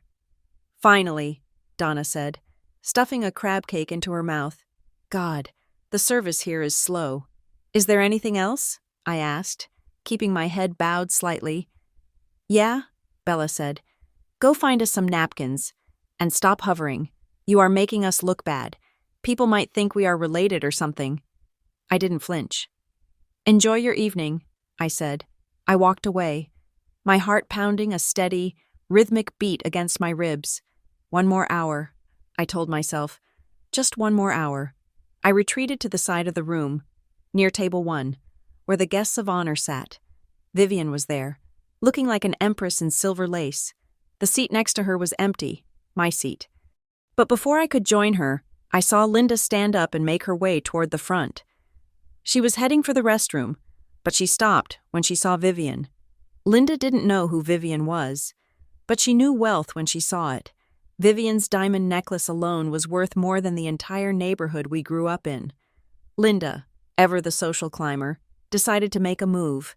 She saw the empty chair next to Vivian, my chair, and paused, leaning against the table as if she were catching her breath. "Beautiful party, isn't it?"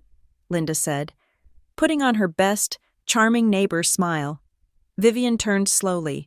She looked at Linda with eyes that were as cold and sharp as cut glass. She recognized her instantly from the dossier photos. "It is," Vivian replied neutrally.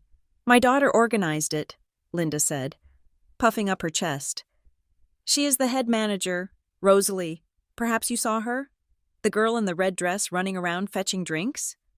"I saw her," Vivian said. "She works hard. I will give her that," Linda sighed, adopting a tragic expression. "But it breaks a mother's heart, you know, seeing her serve people." "Why is that?" Vivian asked. Taking a sip of water, Linda leaned in, lowering her voice conspiratorially.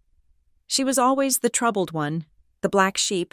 We tried to give her everything, private schools, cars, love, but she had a darkness in her. She stole from us. You know, years ago, she stole her sister's college funds and ran away to New York, left us with nothing." I stood in the shadows, 10 feet away, frozen. The lie was so bold, so inverted from the truth. It was breathtaking. "Is that so?" Vivian asked. Her voice was dangerously calm. "Oh, yes," Linda continued, warming to her theme. "We forgave her. Of course, a mother's love is unconditional. That is why we are here tonight, to support her, to show her that family still matters, even after she betrayed us. She is lucky we even speak to her." Vivian set her glass down. The sound of the crystal hitting the table was sharp. "That is a fascinating story," Vivian said. She turned her entire body to face Linda. "It is remarkable how memory works, how it can twist reality to protect the conscience." "Excuse me?" Linda blinked, her smile faltering. "I have heard a different version," Vivian said. "I heard a story about a brilliant young girl who was thrown out into a blizzard on her birthday. I heard a story about a mother who sold her daughter's future to buy fake fame for her other children. I heard a story about a girl who scrubbed floors and starved so she could build an empire. While her family rotted in their own mediocrity," Linda's face went pale beneath her makeup. "Who told you that? Did Rosalie tell you that lie?" "No," Vivian said. "I lived it. I found her." Before Linda could respond, the lights in the ballroom began to dim. The heavy velvet curtains on the stage parted. A hush fell over the crowd, silencing the 1,000 conversations. "Ladies and gentlemen," the voice of the MC boomed over the speakers, resonating in every corner of the room. "Please take your seats." Linda looked around frantically, realizing she was standing in the VIP section while the spotlight was sweeping the room. She scurried back to table 19 like a cockroach fleeing the light. I stepped out of the shadows. I walked past Linda as she fled. I didn't look at her. I walked to the side of the stage stairs. Julian was waiting for me there. He took my hand. His palm was warm. "Ready?" he whispered. "Never been more ready," I said. The spotlight hit the center of the stage. The music swelled, a powerful, orchestral piece that signaled the arrival of something momentous. "Tonight," the MC continued, "we are gathered to celebrate a decade of excellence in the arts and to witness the union of two great dynasties. It is my distinct honor to introduce your host for the evening." I took the first step up the stairs. The red silk of my dress caught the light, blazing like a signal fire. "She is the visionary behind the Aurelia and Company Renaissance." The MC's voice climbed higher. "She is the future of the Sterling legacy." I reached the center of the stage. The spotlight hit me, blinding and warm. I could not see the faces in the crowd, but I knew where table 19 was. I stared directly into the black void where my family sat. "Please welcome," the MC shouted, "the CEO of Aurelia and Company, and the future Mrs. Julian Sterling Ms. Rosalie Sterling." The applause was thunderous. It washed over me like a physical wave, but through the noise, through the cheering, I imagined I could hear the sound of 4 jaws hitting the floor at table 19. I stood tall, raised my chin, and smiled. Not the servant's smile, the queen's smile. The game was over. The execution had begun. The applause that greeted my introduction washed over the ballroom like a physical force, a tidal wave of validation that I had spent 11 years building stone by stone. I stood at the podium, gripping the cool metal edges, and looked out into the blinding halo of the spotlights. I could not see the faces of the senators or the movie stars in the front row. I did not need to. My gaze was fixed like a laser on the one pocket of darkness in the room where the light did not quite reach. Table 19. Even from this distance, the shock radiating from that table was palpable. It was a vacuum of silence amidst the cheering. I saw Bella's mouth hang open, a grotesque cavern of disbelief. I saw Donna drop her champagne flute. The glass shattered on the floor, but the sound was swallowed by the ovation. And I saw Linda, my mother. She had collapsed back into her chair as if her strings had been cut, her face a mask of absolute, uncomprehending horror. They were looking at the servant they had ordered to fetch crab cakes, but they were seeing the queen. The cognitive dissonance was tearing their reality apart in real time. I raised a hand, and the room fell instantly silent. The power of that silence was intoxicating. "Thank you," I said, my voice magnified and crystal clear, reaching every corner of the plaza. Tonight is a celebration of art, of beauty, and of legacy, but for me, it is also a celebration of survival. I paused, letting the word hang in the air. Many of you know me as Rosalie Sterling. You know me as the CEO of Aurelia and Company, but very few of you know where I came from. Very few of you know that 11 years ago. I stood on a street corner in this very city with nothing but the clothes on my back and a heart that had been shattered by the people who were supposed to protect it. I saw movement at table 19. Bella was standing up, her hands shaking. She looked like she wanted to run, or scream, or perhaps wake up from what she surely hoped was a nightmare, but she was trapped. I learned a hard lesson that winter, I continued, my voice dropping to a register of intimate confession. I learned that biology is nothing but an accident of genetics. Sharing DNA does not make you a family. Love makes you a family. Sacrifice makes you a family. Loyalty makes you a family. I turned slightly, gesturing toward the table where Vivian sat. The spotlight shifted, bathing her in a soft, silver glow. I would not be standing here tonight without the woman who found me when I was invisible. She did not give me birth, but she gave me life. She picked me up from the ashes, dusted me off, and taught me how to fly. To the only mother I have ever known, the only mother who ever mattered, Vivian Sterling, thank you. The room erupted again. Vivian stood up and nodded to the crowd, regal and composed, but I saw the sheen of tears in her eyes. However, the cameras, directed by my earlier instructions, did not just stay on Vivian. The live feed on the massive screens behind me split. One side showed Vivian. The other side cut to a reaction shot of table 19. It was brutal. It was high-definition humiliation. The screen magnified Linda's face to 20 feet high. Every wrinkle of panic, every ounce of the blood draining from her skin was visible to 500 of New York's elite. She looked like a ghost. Beside her, Robert was clutching his chest, but this time, nobody believed it was a heart attack. It looked exactly what it was, the terror of a con artist caught in the act. I stepped away from the podium. The microphone was still in my hand. "Enjoy the evening," I said, but I did not go backstage. I did not retreat to the safety of the VIP section. I walked down the stairs. The crowd parted for me like the Red Sea. They sensed the energy, the tension vibrating in the air. This was not just a CEO walking through a room. This was a predator closing in on its prey. Julian met me at the bottom of the steps. He took my free hand, interlacing his fingers with mine. His grip was iron. Vivian joined us on my other side. Together, the three of us formed a phalanx of power, a wall of united front moving inexorably toward the back of the room. The silence in the ballroom shifted. The chatter died down. People turned, craning their necks. They realized this was not part of the script.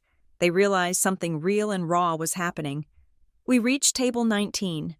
The isolation I had engineered was now their cage. There was nowhere for them to look but at us. Bella was the first to snap. The shock had worn off, replaced by the defensive, narcissistic rage that had always been her default setting. She looked at my dress, the real silk, the custom fit, and then down at her own cheap, polyester knockoff. The shame was too much for her ego to process, so she transmuted it into anger. "You!" Bella shrieked. Her voice was shrill, cracking with hysteria. "You little bitch! You tricked us!" The profanity echoed in the sophisticated silence of the plaza. Several guests gasped. "Hello, Bella," I said calmly. "I see you enjoyed the champagne." "You let us sit here!" she screamed, spit flying from her mouth. "You let us order you around. You let us think you were a nobody. How dare you? You are rich? You have all this money and you let Mom and Dad live like rats? You let us struggle?" "I didn't let you do anything," I said coldly. "You chose your life, just like you chose to throw me out." "We are your family," Donna joined in, her face blotchy and red. "You owe us. You are the CEO? Then write the check. 500,000 is nothing to you. Write it right now." "There is no check, Donna," I said. "There never was." "Liar!" Bella lunged. It happened fast, but to me, it felt like slow motion. Bella, driven by a decade of jealousy and the sudden, crushing realization of her own inferiority, raised her hand. She swung at my face, her long, fake acrylic nails aiming for my eyes. I didn't flinch. I didn't have to. Julian moved with the speed of a striking cobra. He caught Bella's wrist in midair, inches from my face. He didn't just block it. He gripped it, hard. I heard the plastic of her cheap bracelets crunch together. Bella gasped in pain, her eyes widening as she looked up into Julian's face. Usually, Julian was the picture of gentlemanly warmth, but in that moment, his eyes were pure ice. "Let go of me," Bella cried. "Don't you ever," Julian said, his voice low and dangerous, vibrating with a suppressed violence that terrified even me. "Touch my wife with your dirty hands again." He shoved her arm back. Bella stumbled, falling back into her chair. She rubbed her wrist, looking at him with fear. Linda stood up then. She was trembling, tears streaming down her face, ruining her makeup. She looked from me to the crowd, which was now openly staring, whispering, judging. She realized she was losing the narrative. She did what she always did. She played the victim. "Rosalie," Linda sobbed, holding her hands out. "Rosalie, please, why are you doing this?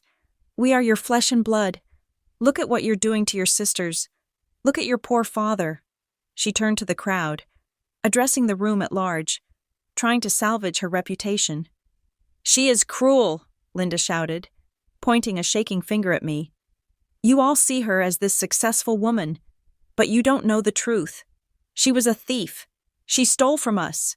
She stole money from her own family and ran away to live the high life while we suffered. She is a monster." A ripple of murmurs went through the crowd. It was a damaging accusation, even in high society. Theft and family betrayal were ugly stains. I looked at Vivian. She gave me a small nod. I looked back at Linda. I felt a strange sense of pity for her. She was bringing a knife to a nuclear war. "A thief?" I repeated, my voice calm, amplified by the microphone I was still holding. "You are accusing me of stealing the money I used to leave?" "Yes," Linda cried, seizing the opening. "You stole the cash from the safe. You stole your sister's jewelry. That is how you survived. Admit it." "Interesting," I said, because I seem to remember that night very differently. I remember being thrown out with nothing. But memory can be a tricky thing, can't it? Mother, sometimes we need a reminder. I reached into the pocket of my dress and pulled out a small remote control.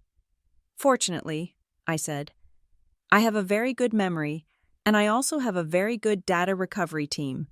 I pressed the button. The music stopped. The lights on the stage dimmed. The massive screen behind me, which had been showing the live feed of our confrontation, flickered. Static hissed through the speakers. Then, a timestamp appeared in the corner of the screen. February 14th, 2015, 8:30 p.m. The image that resolved was grainy. Taken from a high angle in a living room, it was the security camera footage from the old Fairhaven house. My parents had installed it to monitor the babysitters they used to hire, and they had never bothered to delete the cloud backups. When I bought the debt of their service provider, I bought access to everything. The ballroom went deathly silent. On the screen, a younger Linda was sitting on the sofa. Bella and Donna were there, teenagers in pajamas, and on the coffee table, there was a stack of cash, thick bundles of $100 bills. The audio was tinny but undeniable. Is it all there, Mom? The voice of teenage Bella asked. 75,000, Linda's voice replied from the screen. She was counting the money. Her face lit up with greed. Your grandfather was a fool to leave this to Rosalie. She would just waste it on books. So we get the cars? Donna asked, clapping her hands. You get the cars, and you get the modeling classes, Linda said, laughing. We just have to tell her the account is empty. She is so stupid. She will believe anything, and if she complains, we kick her out. Bella finished the sentence, giggling. Happy birthday, loser. The video cut to black. The silence in the Plaza Hotel was absolute. It was heavy, suffocating, and total. I looked at the crowd. 500 faces were turned toward table 19. The expressions ranged from disgust to open hostility. They were the elite. They understood money. They understood ruthlessness. But they did not tolerate tawdry, low-class theft from a child. You stole it, a woman in the front row whispered, her voice carrying in the silence. You stole her college fund. Trash, someone else muttered. I turned back to Linda. She was not crying anymore. The color had drained from her face so completely she looked like a corpse. Her mouth opened and closed, but no sound came out. The lie she had clung to for a decade, the lie she had used to justify her cruelty, had been obliterated in 30 seconds. Robert had his head in his hands. Bella and Donna were shrinking into their chairs, trying to make themselves invisible, pulling the cheap fabric of their fake dresses up as if to shield themselves from the glares of the billionaires around them. I didn't steal a dime, I said, my voice low and hard. You spent my future on vanity. You spent my education on cars that you crashed and clothes that you ruined. You threw me away to cover your own crimes. I took a step closer to the table. Linda flinched as if I were going to hit her. I don't want an apology, I said. It is 11 years too late for that. I just want everyone here to know exactly who you are. You are not victims. You are not martyrs. You are parasites. Rosalie, Robert croaked. Looking up, his eyes were red. Please, stop. People are looking. Let them look, I said. You wanted to be seen, didn't you, Robert? You wanted to be part of the high life? Well, here you are. You are the center of attention. I signaled to the security team. 4 large men in dark suits stepped out from the shadows of the wings. Get them out of here, I said, turning my back on them. They are trespassing. Wait! Bella screamed, scrambling up. The check. You promised. We signed the papers. I stopped. I turned my head slightly over my shoulder. Oh, the papers, I said, a cold smile touching my lips. Yes, you did sign them. You signed a confession of debt fraud, and you admitted to owing $500,000 to various illegal entities. You really should have read the fine print. Bella. What?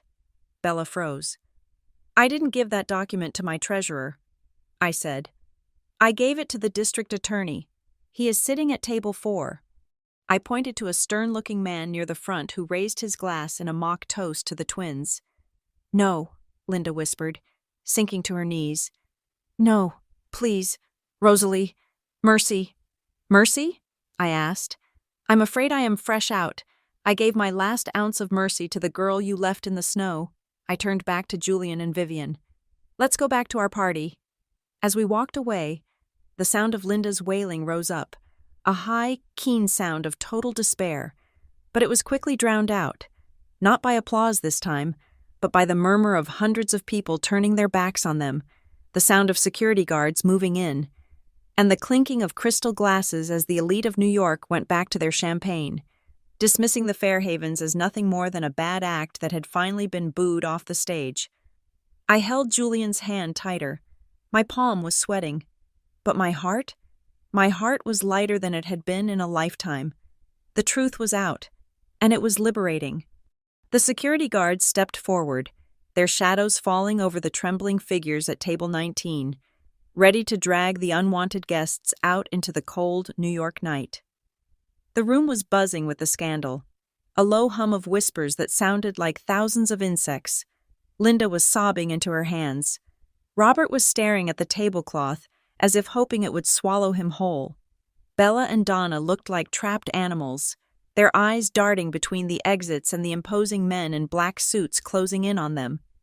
"Wait," I said. The single word, amplified by the microphone, froze the room. The security guards stopped in their tracks. The guests at the nearby tables leaned in. Sensing that the execution was not quite finished, I signaled to Marcus, who was standing in the wings. He walked onto the stage and handed me a thick, navy blue leather portfolio. It was heavy, weighted with the density of legal judgment. I took it and walked slowly down the remaining steps, moving toward the table where my family sat. The click of my heels on the marble floor was the only sound in the vast ballroom. "You came here tonight for a check," I said, stopping directly in front of Bella. "You signed a contract on Tuesday believing it was a receipt for $500,000. You thought you were tricking me. You thought you were securing a payout for a surgery that does not exist." Bella looked up, her mascara running down her cheeks in black streaks. "Just let us go. Rosalie, please, we will leave. We won't bother you again." "I'm afraid it is not that simple," I replied, opening the portfolio. "You see, in the business world, when you sign a contract, you are expected to read it, especially the addendums regarding liability." I pulled out the document they had signed so eagerly in Arthur's office. I held it up so they could see their own signatures, scrawled in hasty, greedy ink. "Clause 14B, I recited from memory, my voice devoid of emotion. "The undersigned acknowledges full personal responsibility for all debts, liabilities, and financial obligations previously held under any corporate entities associated with the signatories, and agrees to the immediate consolidation of said debts under the ownership of the contract holder." Donna frowned, her brow furrowing in confusion. "What does that mean? Stop speaking lawyer talk."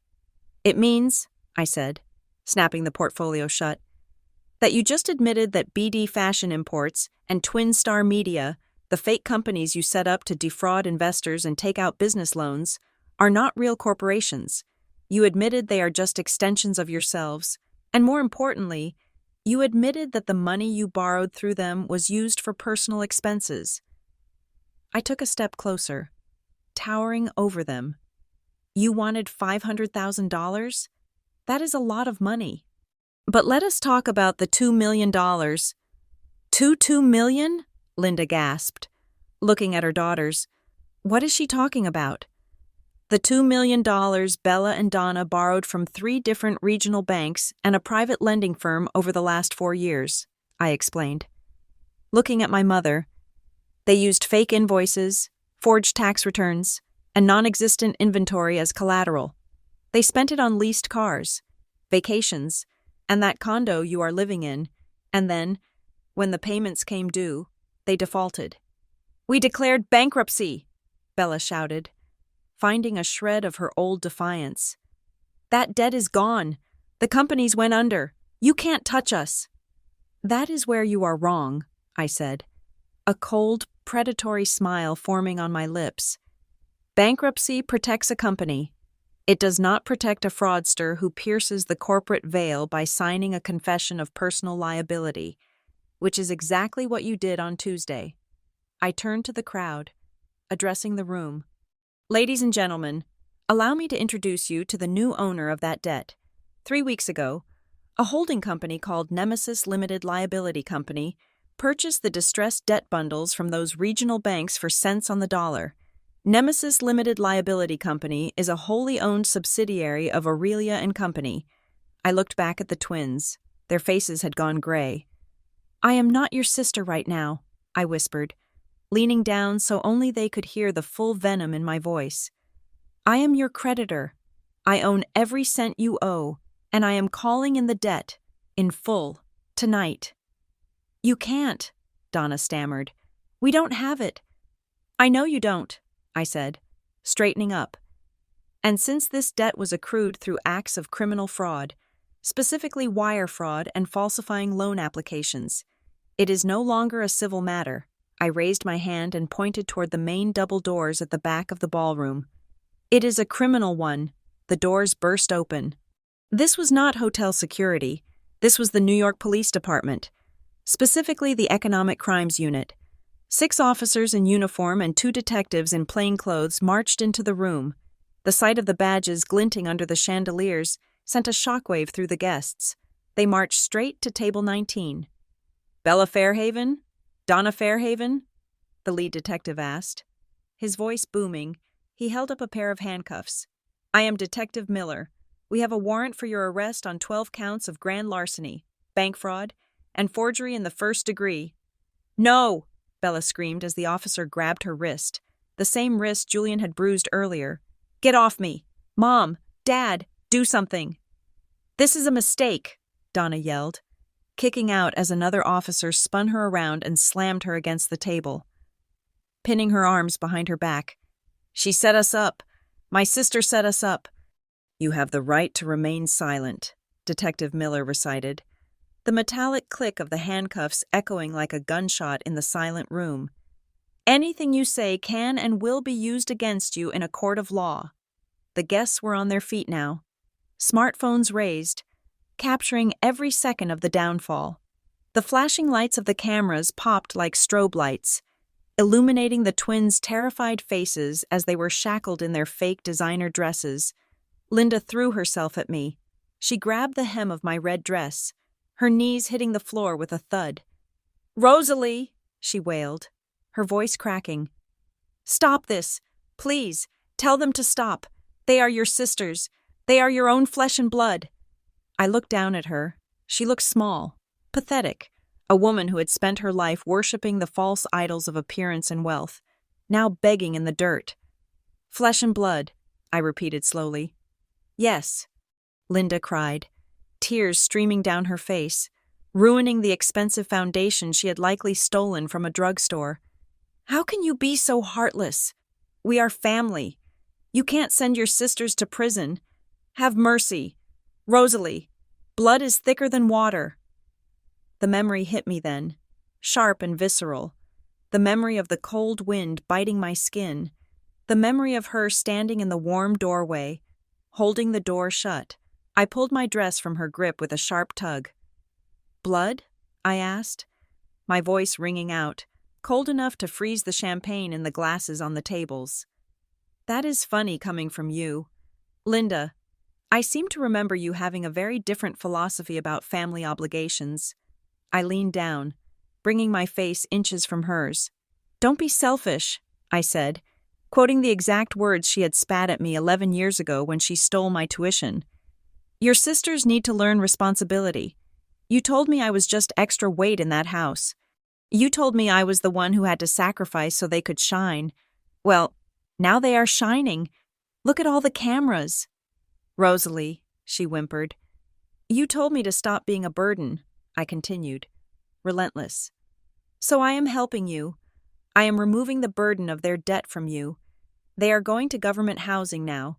3 meals a day, a roof over their heads. Isn't that what you always wanted for them? A secure future?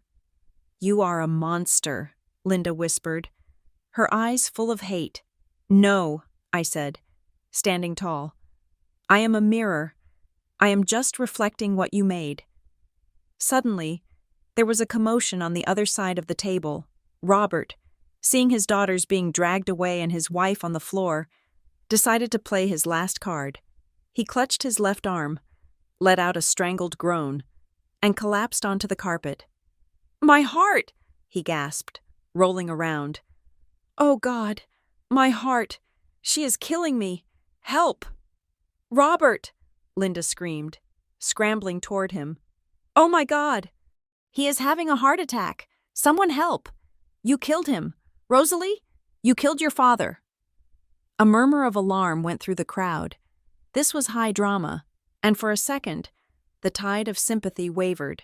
A heart attack was serious. "Is there a doctor?" someone shouted from the back. "I have a doctor on site," I said calmly. I did not move toward my father.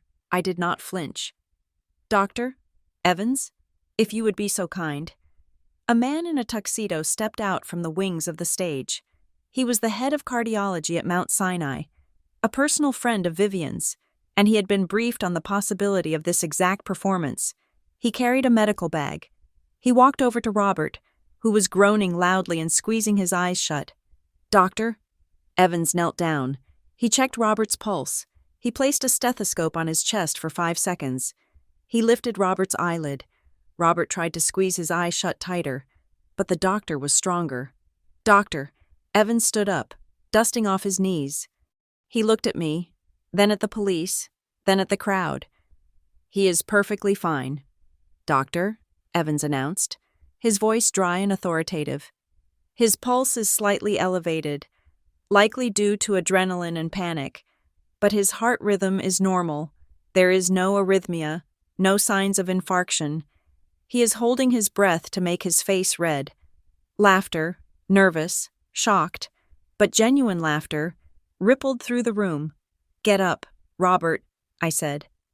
"The show is over." Robert opened one eye. He saw the lack of sympathy in the faces around him. He saw the police officers looking at him with disgust. The ruse had failed. Slowly, humiliatingly. He climbed to his feet. He didn't look sick anymore. He looked defeated. "Get them out of here," I ordered the police. "And take Mr. and Mrs. Fairhaven as well. I believe they are accomplices to the fraud, as their names are on the lease for the property paid for with the stolen funds. We will take them in for questioning." "Ma'am," Detective Miller said. The officers grabbed Bella and Donna by the arms. My sisters were sobbing now. Ugly, guttural sounds that had no place in the elegance of the plaza. They were dragged past the tables of the billionaires they had tried so hard to impress. The press photographers, who I had positioned strategically along the exit route, went wild. Flashbulbs exploded like fireworks. Click, click, click. Bella tried to hide her face with her shoulder, but the handcuffs made it impossible. Donna was limp, being half-carried. Linda and Robert followed behind, flanked by security, heads bowed, stripped of every ounce of dignity they had ever possessed. I watched them go. I watched the backs of the people who had been my entire world, the people who had defined me by their rejection. As the heavy double doors swung shut behind them, cutting off the sound of their wailing, a profound silence settled over the ballroom. I stood alone in the center of the floor, the red dress blazing like a victory flag. Then, slowly, someone started clapping. It was Julian. He was standing by the stage, his hands raised, applauding not for the spectacle, but for the justice. Then Vivian joined in, then the senator in the front row, then the movie star, then the entire room. 500 people stood up. The applause swelled into a roar, a thunderous ovation that shook the crystals on the chandeliers. They weren't clapping for a cruel daughter. They were clapping for a woman who had survived the fire and burned the monsters who threw her in. I took a deep breath, filling my lungs with the air of the plaza, which no longer smelled of old secrets. It smelled of freedom. I turned to Julian and walked into his arms. The nightmare was over. The morning had finally come. The ballroom doors had swung shut behind the weeping figures of Bella and Donna. cutting off their cries as if a mute button had been pressed on a chaotic television show. The silence that followed was not empty. It was heavy, filled with the collective exhale of 500 people who had just witnessed a moral autopsy. The police had taken the twins, but they had left Linda and Robert behind. Perhaps the detective wanted to humiliate them further, or perhaps he knew that leaving them alone in a room full of people who despised them was a punishment worse than a holding cell. They stood there, stranded on the island of Table 19, surrounded by the wreckage of their dignity, the half-eaten crab cakes, the spilled champagne, the empty chairs where their daughters had been shackled. It was a tableau of absolute ruin. Vivian Sterling stepped forward. She did not raise her voice. She did not need to. She simply signaled to the head of hotel security, a man named Mr. Henderson, the same man, ironically, who had once managed the catering company I worked for. Now promoted and working for the plaza. He knew me, and he knew who signed his paycheck now. "Mr. Henderson," Vivian said, her voice cutting through the quiet. "Please escort these guests to the exit. They are disturbing the atmosphere." "Immediately. Mrs. Sterling," Henderson said.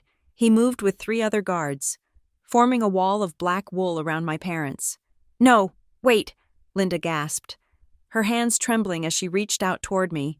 She looked old. In the span of 20 minutes, she seemed to have aged 20 years. The vanity, the arrogance, the desperate clinging to youth, it had all evaporated, leaving behind a frightened, hollow shell. "Rosalie, please." I stood still, my hand resting in Julian's. I did not move toward her, but I did not turn away. I owed myself this final moment. I owed the 18-year-old girl in the snow this final severance. "It is over, Linda," I said softly. "Why?" she asked. The word came out as a broken sob. She looked at me with genuine confusion, a testament to her profound lack of self-awareness. "Why are you so cruel? How can you destroy your own family like this? We made mistakes, yes, but to send your sisters to prison? To humiliate us before the world? Why do you have so much hate in your heart?" Robert stood beside her, his head hanging low, unable to even meet my gaze. He was the silent accomplice to the end, hiding behind his wife's skirt even as the ship went down. I looked at this woman who had given birth to me. I looked for anger inside myself. I looked for rage, for the burning desire for vengeance that had fueled me for a decade. But I found nothing. The fire was gone. In its place was a calm, cool lake of clarity. "I do not hate you, Mother," I said, my voice steady and echoing slightly in the vast room. "Hate implies passion. Hate implies that you still have power over my emotions. I don't hate you." I took a step closer, stopping just outside the reach of her desperate hands. "And I am not being cruel," I continued. "Cruelty would be doing this for fun. Cruelty would be enjoying your pain. I take no joy in this. I am simply balancing the ledger. You asked me why I am doing this? I am returning exactly what you gave me." "We gave you life," Linda cried. "No," I corrected her. "You gave me indifference.